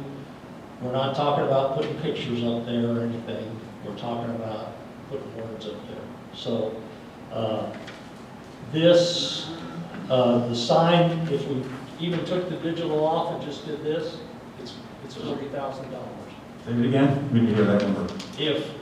If we took the digital off this and just made it similar to the sign we had before, the estimate that the guy gave us was $40,000. Of course, it's going to go out to bid. This sign is about $37,000. The duplicate sign is a mixture, and one is $45,000 because it's a mixture sign. So what I would like to do is get this thing out to bid. It's going to take some time. We've got $30,000 in the budget, and we're probably going to receive $10,000 to $11,000 from the insurance. So I think we've got the money to do the project. It's just I need the council to. Don't we have to give you this via resolution or some other type of formal instruction, given the dollars? Well, you'll have to approve the bid once it's out there. And you've already authorized me to put a bid. Okay. I just want some consensus from the council. Where do you want to go with this? It's time. We've been back and forth on this for, I don't know, several months. Council? I'm ready to move forward. Let's take a consensus. You want to do it Indian style? I don't have my picture. Lynn, the hybrid one, let's go through these prices again. Full digital is $45,000. No, the digital sign, the estimate he provided us was $37,000. That's the estimate he gave us. When we start mixing, that's when the prices go up, because you're doing some of this and some of that. And he gave us prices of 45 and 47 for mixing them. Then he gave me a price for just what I'll call the old sign, where you had to go out and put the letters up and do things like that. And that was $3,000 more than the digital sign. It's less than so. Plus, it's old technology. Old technology is expensive. So. This is a no-brainer, right? I mean, it's just I know what you that want, so- some of the concern by the council was the fact that we're going to put something like Disney World up there, and that's not the intent. The intent is letters, not, Santa Claus or, Beach umbrellas. huh? Beach umbrellas. Whatever you want to call it. So I'm just asking the council to kind of give me some direction. The communications committee recommended that we go to the digital sign. That they did recommend that. So I'm just asking you to give me some feedback so we can put this out on the street and see where the numbers come, actually. I was in favor of keeping the old sign, the old style sign, but if it's gonna cost us more to do digital and more work, that doesn't make sense. So I don't think it makes sense to do that. That's my opinion, so. Yeah. I'm actually in favor of the one where you can add the verbiage down here for emergencies like the hurricane and stuff, but this is the one that I would like to go ahead and look at. It was only, what did you say, about 2,000-3,000 more than No, that can one, do it? that one's up in the mid-40s. Okay. It's several thousand more. What you're doing is you're mixing stuff. Yeah, You're still gonna pay the premium for the what I wanna call the electronic message portion, which is just this. And then you're gonna pay on top of that to put this up there also. And your space is limited up also. okay, but going back to the safety of our community, it'd be nice to have that in case, it is an evacuation plan or something like that. So for the safety of the community, I really think we ought to go ahead and spend the additional money and get the one that we can make an announcement when something is really important. So, I just think you're gonna get the same message out with the other. okay. Is the one you're holding the straight digital? Yes. Okay, all right. Can I ask a question about that? That one is still a full color sign, is that correct? Yes, you could change, you can make it pink or purple if you wanted to. Right, so whenever It's something still- was important, you could change the color of the text. Right. And that sort of would give you the same effect. Yeah, when there's an emergency like a hurricane, like we had, 6 weeks ago, I could be sitting, I could evacuate and be putting a message up there telling, even though there's no residents here. Well, the ones that There's stayed. usually a few. There's going to be a few, because they stayed last time, but at least we'd have information out. We can do it remotely. Well, that's a good idea, that since we can change the color of the letters, so I don't like that. Robert? I would say save the $11,000 and go with the digital one. I mean, that will solve everything, to change the colors, make important things stand out. It's more Yes. advanced Jody, technology. next, after Robin. Robin? Say it's time to evolve with the times and go a little more digital. Jody? Councilmember Shirley, go ahead. Okay, so it's hard to decipher because these aren't like labeled A and B or style, X or Y, whatever, but I'm looking at the two you gave us, Lynn. The mixed medium one with the bigger board, informational board, I think doesn't look nearly as nice as the one that's just strictly digital. And you know, I'm not a fan of the digital sign. As long as we are only putting digital lettering in there that's not a constant feed of information, that's stationary, you know, we need to talk about that, how it's going to be utilized. But because it is digital, the message can move. We can put pictures and images out that it can look like Disney World, or it can be a stationary message. And I think that as long as we put some guidance in place of what that message is going to look like, carte blanche to whoever happens to decide what they want to put up there today, that probably the sign with the only digital information is probably the best looking choice, and doesn't look nearly as busy as the one that's a multimedia one. So that's my input. Any other council comments? And I am going to open this because we're going to take a directional vote here, so I'm going to open it up to the citizens if there's anything. We normally don't do this on unfinished business, but we are this time because we're voting. Citizens, any comments on this? Okay, then we'll come back to the council. If we're ready, we can vote them. I can vote them by price, straight digital, however we want to talk about it. Well, no, just to clarify, this is what I'm going to put out to bid, because this is from estimates from one vendor. We might get a better price, Correct. you know, so. We got to give you direction of which one we want you to put out to bid. Yeah, Okay, so this is the one I'm recommending. That's straight, I call that the straight digital one. Yeah. $37,000 on this, with this vendor. Right. Okay. Anybody else have any comments? If not, we'll just have Patty take it one at a time.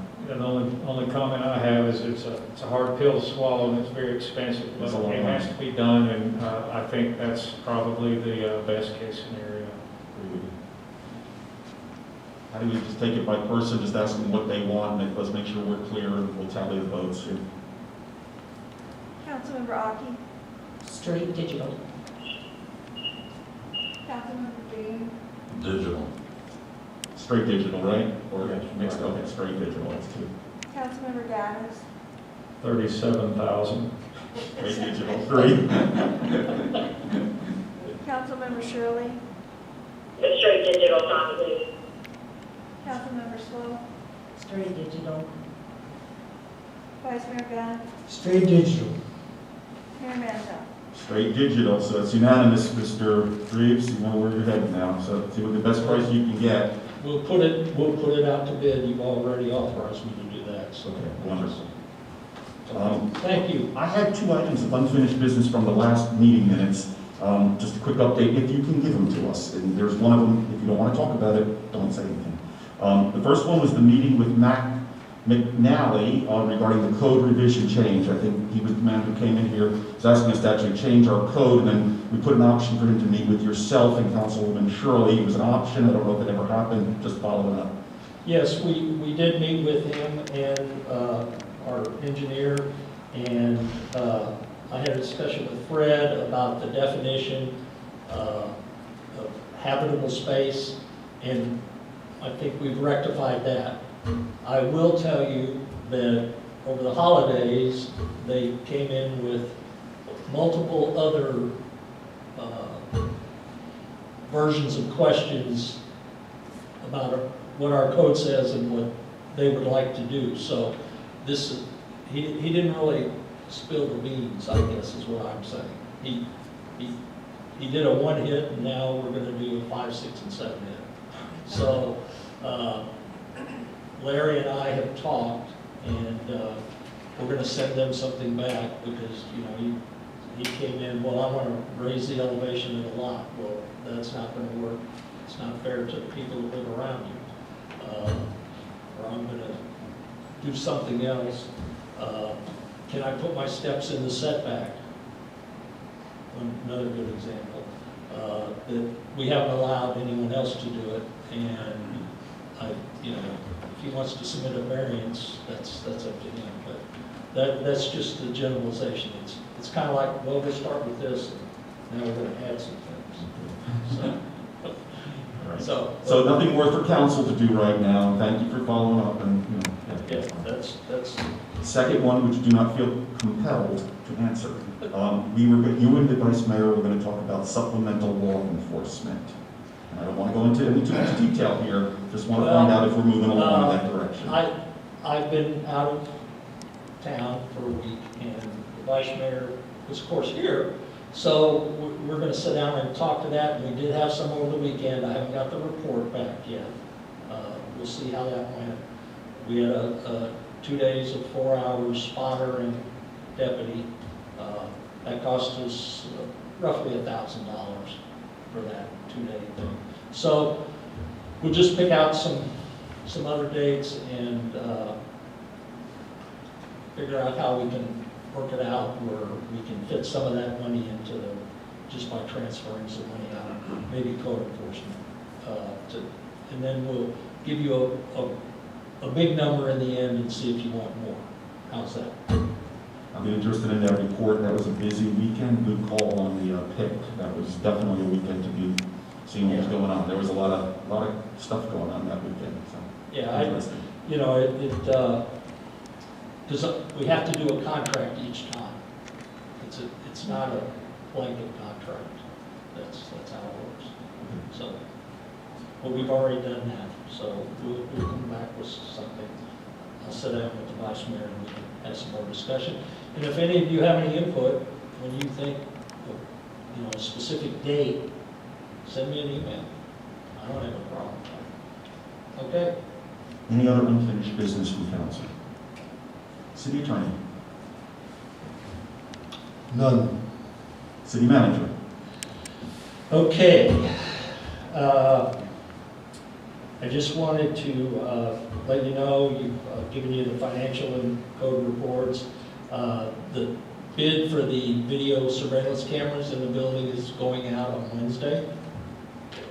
I've also put at your desk the code enforcement, the strategic plan update of what we had with for the staff. These were the objectives that council gave us this year.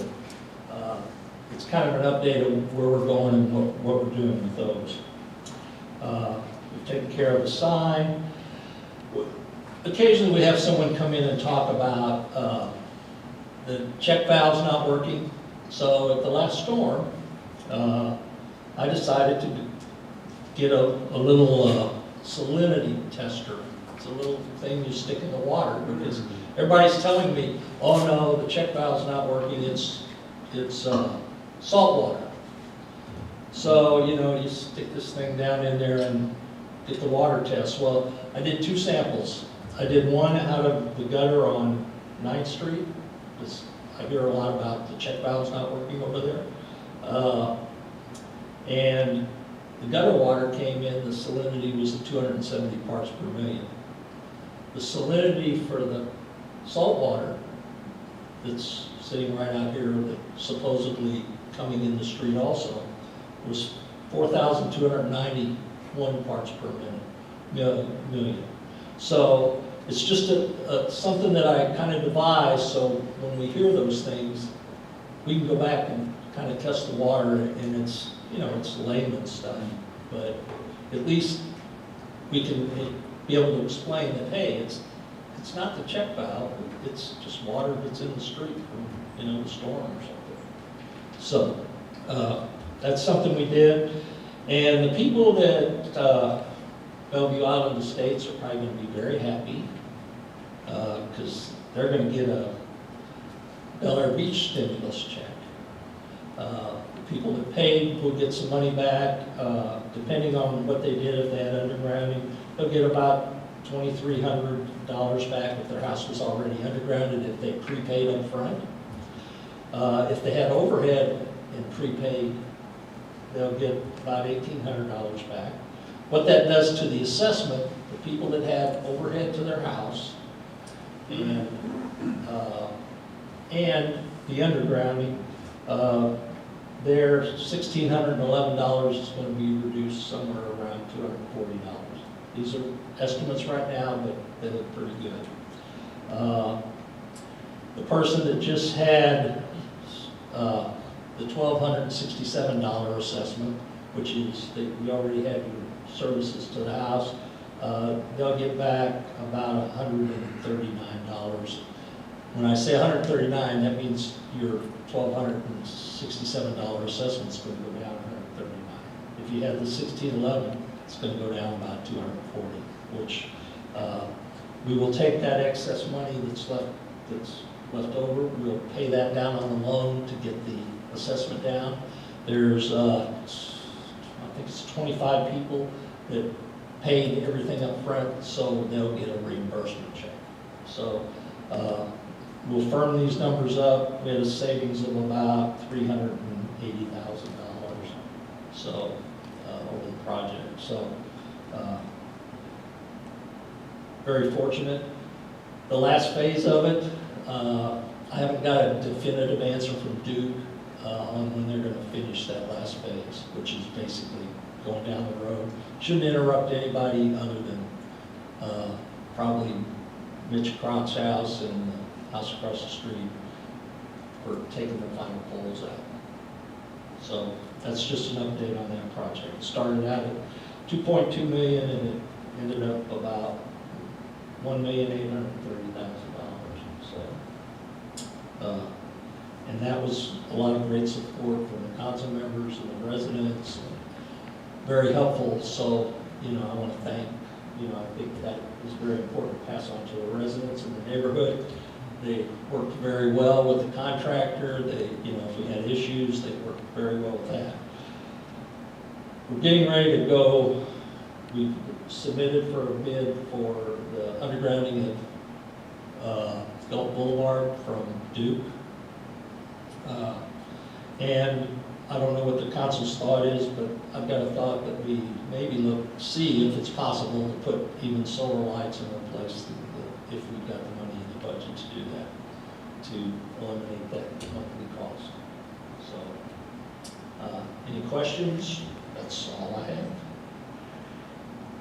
I had one unrelated, but before we do that, you beat Washington. Congratulations on the stimulus note going back to the people. So good job with that. Unfortunately, I got one of those mega calls today, and the person asked that I bring it up at the council meeting. So I want to bring it up, and I didn't investigate it. I got this information this morning, so I'm just going to send it to the city manager. Perhaps a visit will end the problem. But Patricia Hoffman. You don't have to go any further. You know all about it? I know all about it. Okay. I guess they've written 2 legal letters. Can you just go out and, apparently these construction people across the street will not move and they can't get out of their driveway. I guess her husband, Dr. Hoffman, is treating COVID patients at the emergency room. He can't get out of his driveway. So I heard this, I'm like, you know what, let me get this over to Lynn. And apparently Danny Doherty was very, very helpful. Maybe we could just explain to these guys across the street in the construction that they got to keep the driveways area free for them. Well, here, just to clarify this, there's a little problem there because the guy's building it, just because this lot is across the street, her driveway is there. If they bring a truck up to unload, we'll say lumber, to build the house, and they're on the other side of the street, that's still leaving that pass lane for them to get out of their driveway. I don't think at any time the driveway has been blocked. It's just that there's been a truck across the street. And the other morning, I got an email last week that said, the workmen are here before 7 o'clock. Well, were they working? No. They were coming to work. There wasn't a hammer knocking or anything of that nature. So this is an ongoing situation. And unfortunately, on 15th Street, 2 vacant lots, 2 houses at the same time, next door to each other. What happened to, I know I had to do this, and I think you even took pictures of mine because I did it so well, but you used to have to put in parking pads on your property so that you got the cars off the street. Do we still? Well, no. What the biggest complaint has been is them delivering materials to their construction site. And it's only that one person.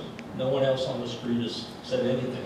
There is a person that's questioning some drainage on the back of the one lot, which we'll get that resolved when the construction is done. But just like when your house was built, you probably drove unless you did it all in a pickup, you had a tractor trailer come up, and they unloaded the supplies and took them off the truck and put them in your yard. Well, you probably took half the street or a third of the street, so the house across the street had to make a little better turn backing out of the driveway. Happened to me the other day on my street, where... Hey, Lynn, Yes. can I add to that? I was actually leaving the other morning. It was probably 7 a.m. They had 2 tractor trailers of block being delivered. There is nowhere for them to pull except the turn lane going, they took us off Boulevard. And then they have to offload with forklifts. And that is just part of construction. I mean, there is no way around it. They were there, I appreciate that they were there early. It was cumbersome.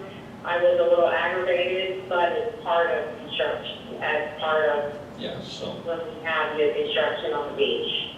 They handled it, the 2 guys driving the truck handled it very professionally and did their best, but they got this big foot, but it's still parked on Gulf Boulevard. It's a turn lane on the causeway. And they did their best job to get offloaded as quickly as possible and out of there. So I commend them for doing a good job. Yeah, so, Danny's been there many times, I've talked to, it's just an issue with, and you're really in the early stages of these houses, so we're gonna hear about this for a long They time. have my number, so I'm sure I'll hear about it. Look, But I'll call her again. Thank you, and Danny, they were very happy apparently with his visit, so maybe utilize that to the best of, what you can. I'm not taking sides, I don't know what happened, I wasn't out there, and I'm not gonna go look at people unloading stuff. It is as Jody says, it's part of construction, but if you can't really get out your driveway, that's a different story, so we kind of want to work together. Every time that I've been there when it's been a situation, the truck has been on the edge of the property or partially in the street. So yes, that guy probably did have his forklift out, and he did. He had his forklift out. He went out in the street, picked up the lumber, and drove around the truck and went to the other side because he wants to be stable, picking it off the truck. Any house that's built, unfortunately, it's a situation where there's 2 houses being built at the exact same time. And you're aware of it, so whatever. Interestingly, I went down and looked at that situation, and more concern for me, and I've already discussed this with the city manager, is the damage being done to the streets, the pavements, and the curbs, the valley curbs there. And we talked about coming up with some idea. I mean, we live in a highly desirable area. People are going to buy lots, put up large homes, which means lots of concrete trucks, lots of blocks, things like that. And we need to start figuring this into perhaps how do we pass that through to the owner or to the contractor or somebody, but we can't always be following around these new homes, repairing valley curb and things like that. So that, I just want to interject that. That'll be coming up in some of these objectives. And I think that's an excellent point. I mean, I know when I did mine, you came out and visited and said you were going to repave the street. So up until that point, we were trying to be as careful as possible. We're a little less careful after that. But why can't we charge a deposit when somebody is building a big house, something big, and just like a security deposit on a rental property, you get it back, and Lynn goes out and takes pictures before the thing, and if you, like Glenn is saying, the valley curbs are all cracked and the streets all gouged up, well, there's going to be an assessment for that. You're not going to get your refund back. You keep it clean, you don't gouge it all up and destroy it, because really, we can't keep replacing this stuff. Some of these streets are brand, you're doing them brand new, and then people come in and trash them up, so we don't want that. That's not progress. yeah, the vice mayor and I talked about that, doing something where we can, Like a returnable impact fee? I'd rather have it in. Yes, Jody, okay. Jody? Yeah, just real quickly on that subject, I had mentioned this early on when I was elected, but I think that we need to really take a look at our impact fee, one, or have a builder bond some road improvements because there is a possibility of damage them. But I certainly do believe that we should be charging a little more impact fees because the damage they're doing to roadways are incredible. I mean, and I'm probably one of those guilty parties. I live on Harrison Avenue and there's a weight limit on our bridge. And there's been a lot of houses built that require heavy concrete trucks and blocks to come over that bridge that probably exceeded the weight limit.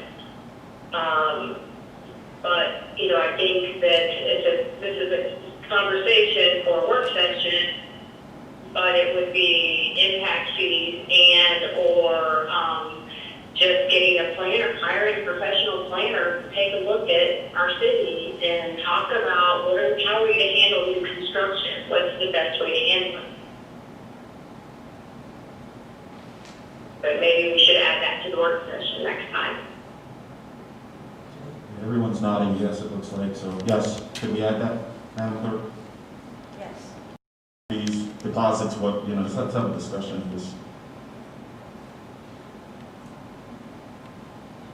And the last thing, you're going to need to, typically, third Monday work session is a holiday. Yes. So we need to pick another, either Monday or another day that's compatible with the council. We'll just keep it that same week, go Tuesday or Wednesday. That's Martin Luther King's birthday, I believe, right? Yes. Is that the holiday? Yes. It's up to you. I'm available, so I'll defer.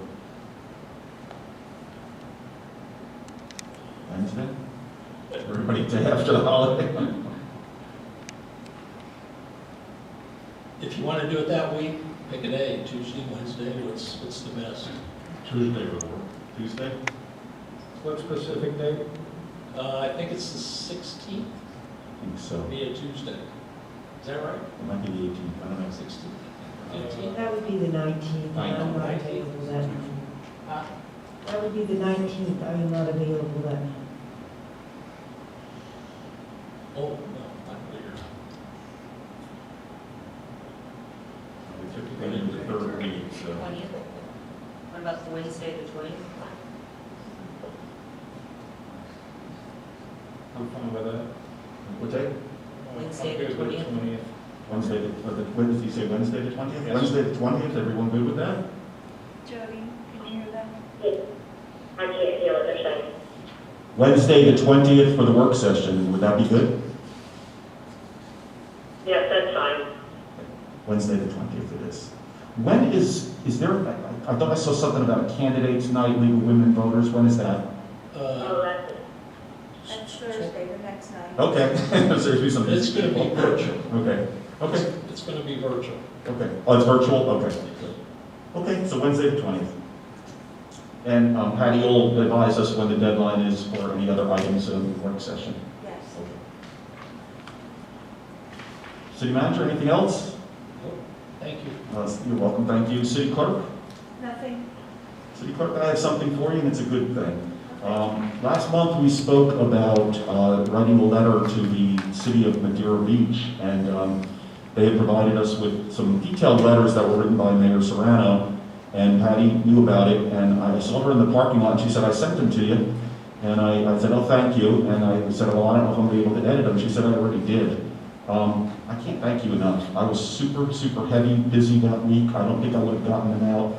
Patty, just so everybody knows, edited those things right down. I didn't have to change one word. I virtually signed them, they went out, and thank you very, very much. You made that happen, and I never asked you to do it. You just did that on your own, so very great proactivity, and very much appreciated. Thank you. City Council comments. It's an odd month, so we start with Rita Swope. Yes, I just would like to make sure that I thank Councilmember Shirley. She's the one that put together that luncheon, not the city, for our sheriff's officers as well as the city staff. Great turnout. It was paid for and sponsored by many of the people that live in our community. So I would like to encourage her to make that a yearly event and continue to grow it. So I hope you consider that, Councilmember Shirley. Other than that, I thank also the city staff for all the work you done over the holidays, making sure everything ran smooth. That's all I have. Thank you. Jody Shirley. Rita, thank you so much. I appreciate you bringing back, because I was concerned when Rick Shock spoke that we didn't share the information. But I did talk about the fact that we were going to do that at the December 7th meeting, I believe it was. And it was a very, very short notice, but we got approval from the sheriff, and I had a very supportive, a small group of residents that were aware of it and reached out to me to help. And we raised quite a bit of money on short notice. We were able to provide lunch for 12 disabilities and give them each $30 of gift certificates for local businesses that, provided them coffee or lunch or what have you. So we went to a Maggie Mae's, Bel Air Coffee, and the Bel Air Market. And we had a great support from residents that Patty had, kept a tally of the money that was donated, and we still have funds available. So if this is something that everyone wants to participate in, that we can do more of a widespread city participation, we could probably look to do something again in the spring. I believe we have over $100 sitting in a reserve account for future opportunities. So something we can talk about later, but just let everyone know. And then also, yes, Lynn, thank you for sharing that we met with Matt McNally with Gold Star Homes. Sorry to hear that, we still have some open issues with him. I thought we took care of that, but it's regarding the meeting again on the 7th, where they want to build a home again, Howard. So hopefully we can get to the bottom of that and get them started on a new project that will bring us some more revenue to the city. So thank you guys for participating, and sorry I couldn't be there tonight. Thank you, Jody. Hope you feel well. Dave Gaddis. Basically, all I want to say is I'd like to encourage the council to, while we're discussing policies for virtual meetings during troubled times, that we move simultaneously to go ahead and do something, get some equipment in here. I don't want to wait. I don't want to kick it down the road until we've come up with a perfect policy. And this is something we should have already had. The communication committee recommended it. We were discussing it. COVID's been here for a long time now, a year. It's time to resolve this and give everyone the opportunity to dial in from their home if they want to. And that's about all I have. Thank you, Dave. Mark Bean. Lynn, this is kind of a question for you. We periodically talked about the stormwater easements throughout the city between the homes. I just wonder if we have, if they've worked on collecting where they're at, or at least put them on a map as far as tile. Yeah, we haven't done anything with that. We've got all the piping and everything is on a map, so we know where they're at. We haven't researched any easements, because that's going to take some time to dig through, because we don't have any, to my knowledge, we don't have any real file of the easements that may have been given. As an example, I've got a house that wants to construct on, I think it's 3rd Street. There's an easement going through their property, we don't even know what it's for. So we're doing research to find things like that. Right.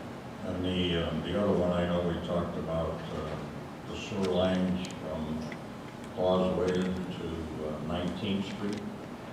We Right. don't know which way the sewer goes in that area, and I just wondered if we've been able to find out just where it goes so we can find out where the easement is. Well, just before Christmas, I had a meeting with Pinellas Utilities, and they're going to provide me something, but it won't be what I want to call a public record, because they don't want to share the utility locations.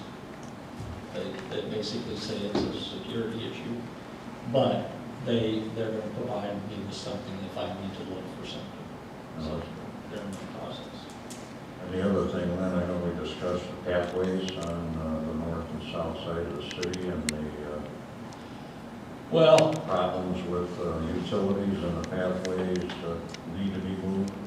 well, the utilities, there is some in the Florida statutes that say if it's a transportation project, you can request them to move them at no cost to you. I know that for a fact because I used it where I was previously.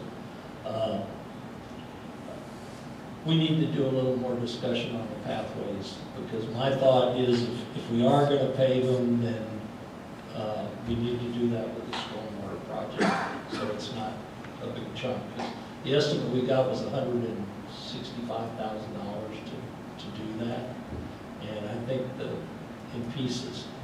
And I have had some feedback from some of the neighbors that don't want to pave. So, but we have to figure out where we want to go with that, and how you want to handle it. Okay, then, I've driven through the city a couple of times over the holidays, and there's a lot of low-hanging trees, and some trees that are by the street curbs, the valley curbs. Well, Danny, we had a list that he went around and sent. It was like 30 properties where he left courtesy notices, and he is following up on the people that are supposed to trim the trees.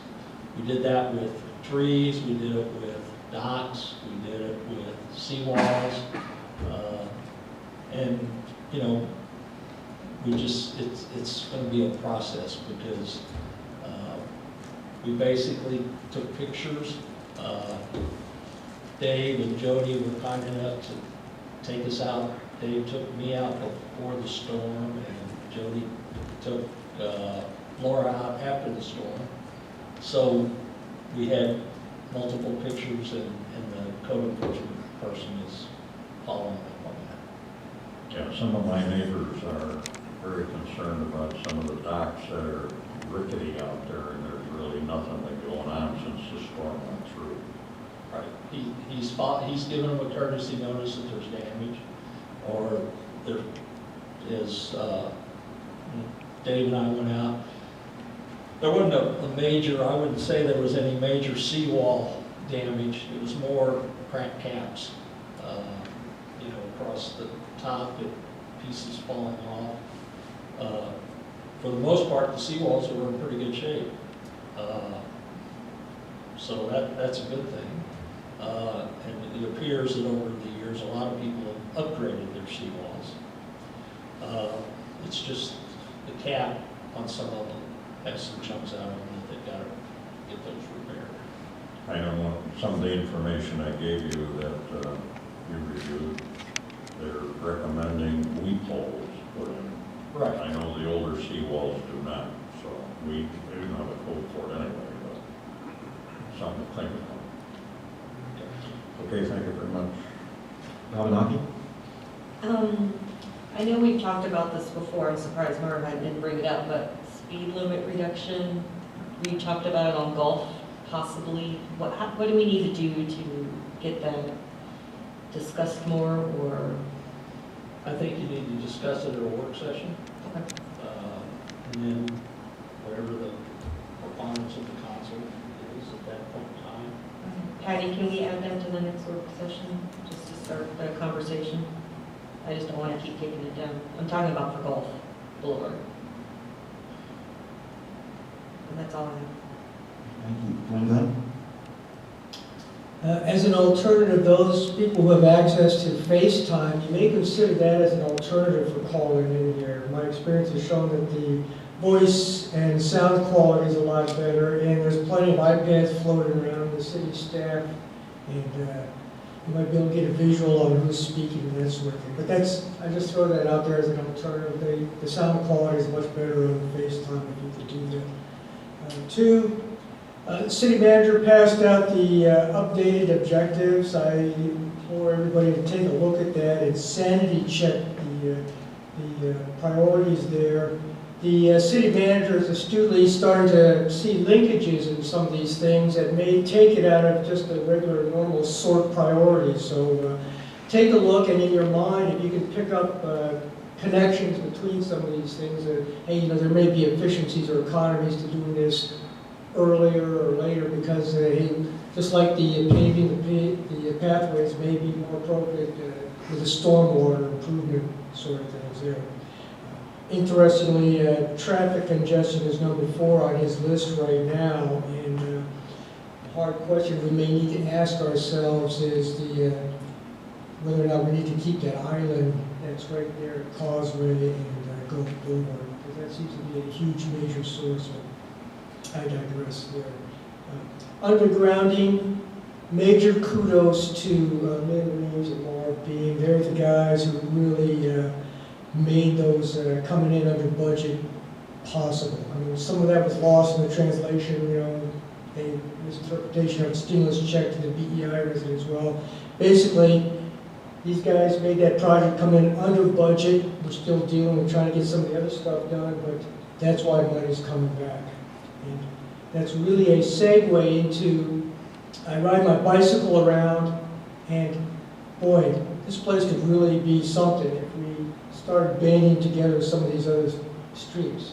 Hibiscus, all those roads back there on the north side, Harrison, Howard, all of those places could really be a show place. And it's a matter of just finding the trick we need to band these together and make it an economy of scale to get these things done. But when you look at some of the work that's been done, it could be a huge improvement for the city. That's it. Thank you very much. Thank you. I don't have any comments, so with that, I'm asking for adjournment. Motion? So moved. Second? Second. All in favor? Aye. Aye. Good night, everyone. Thanks for coming out.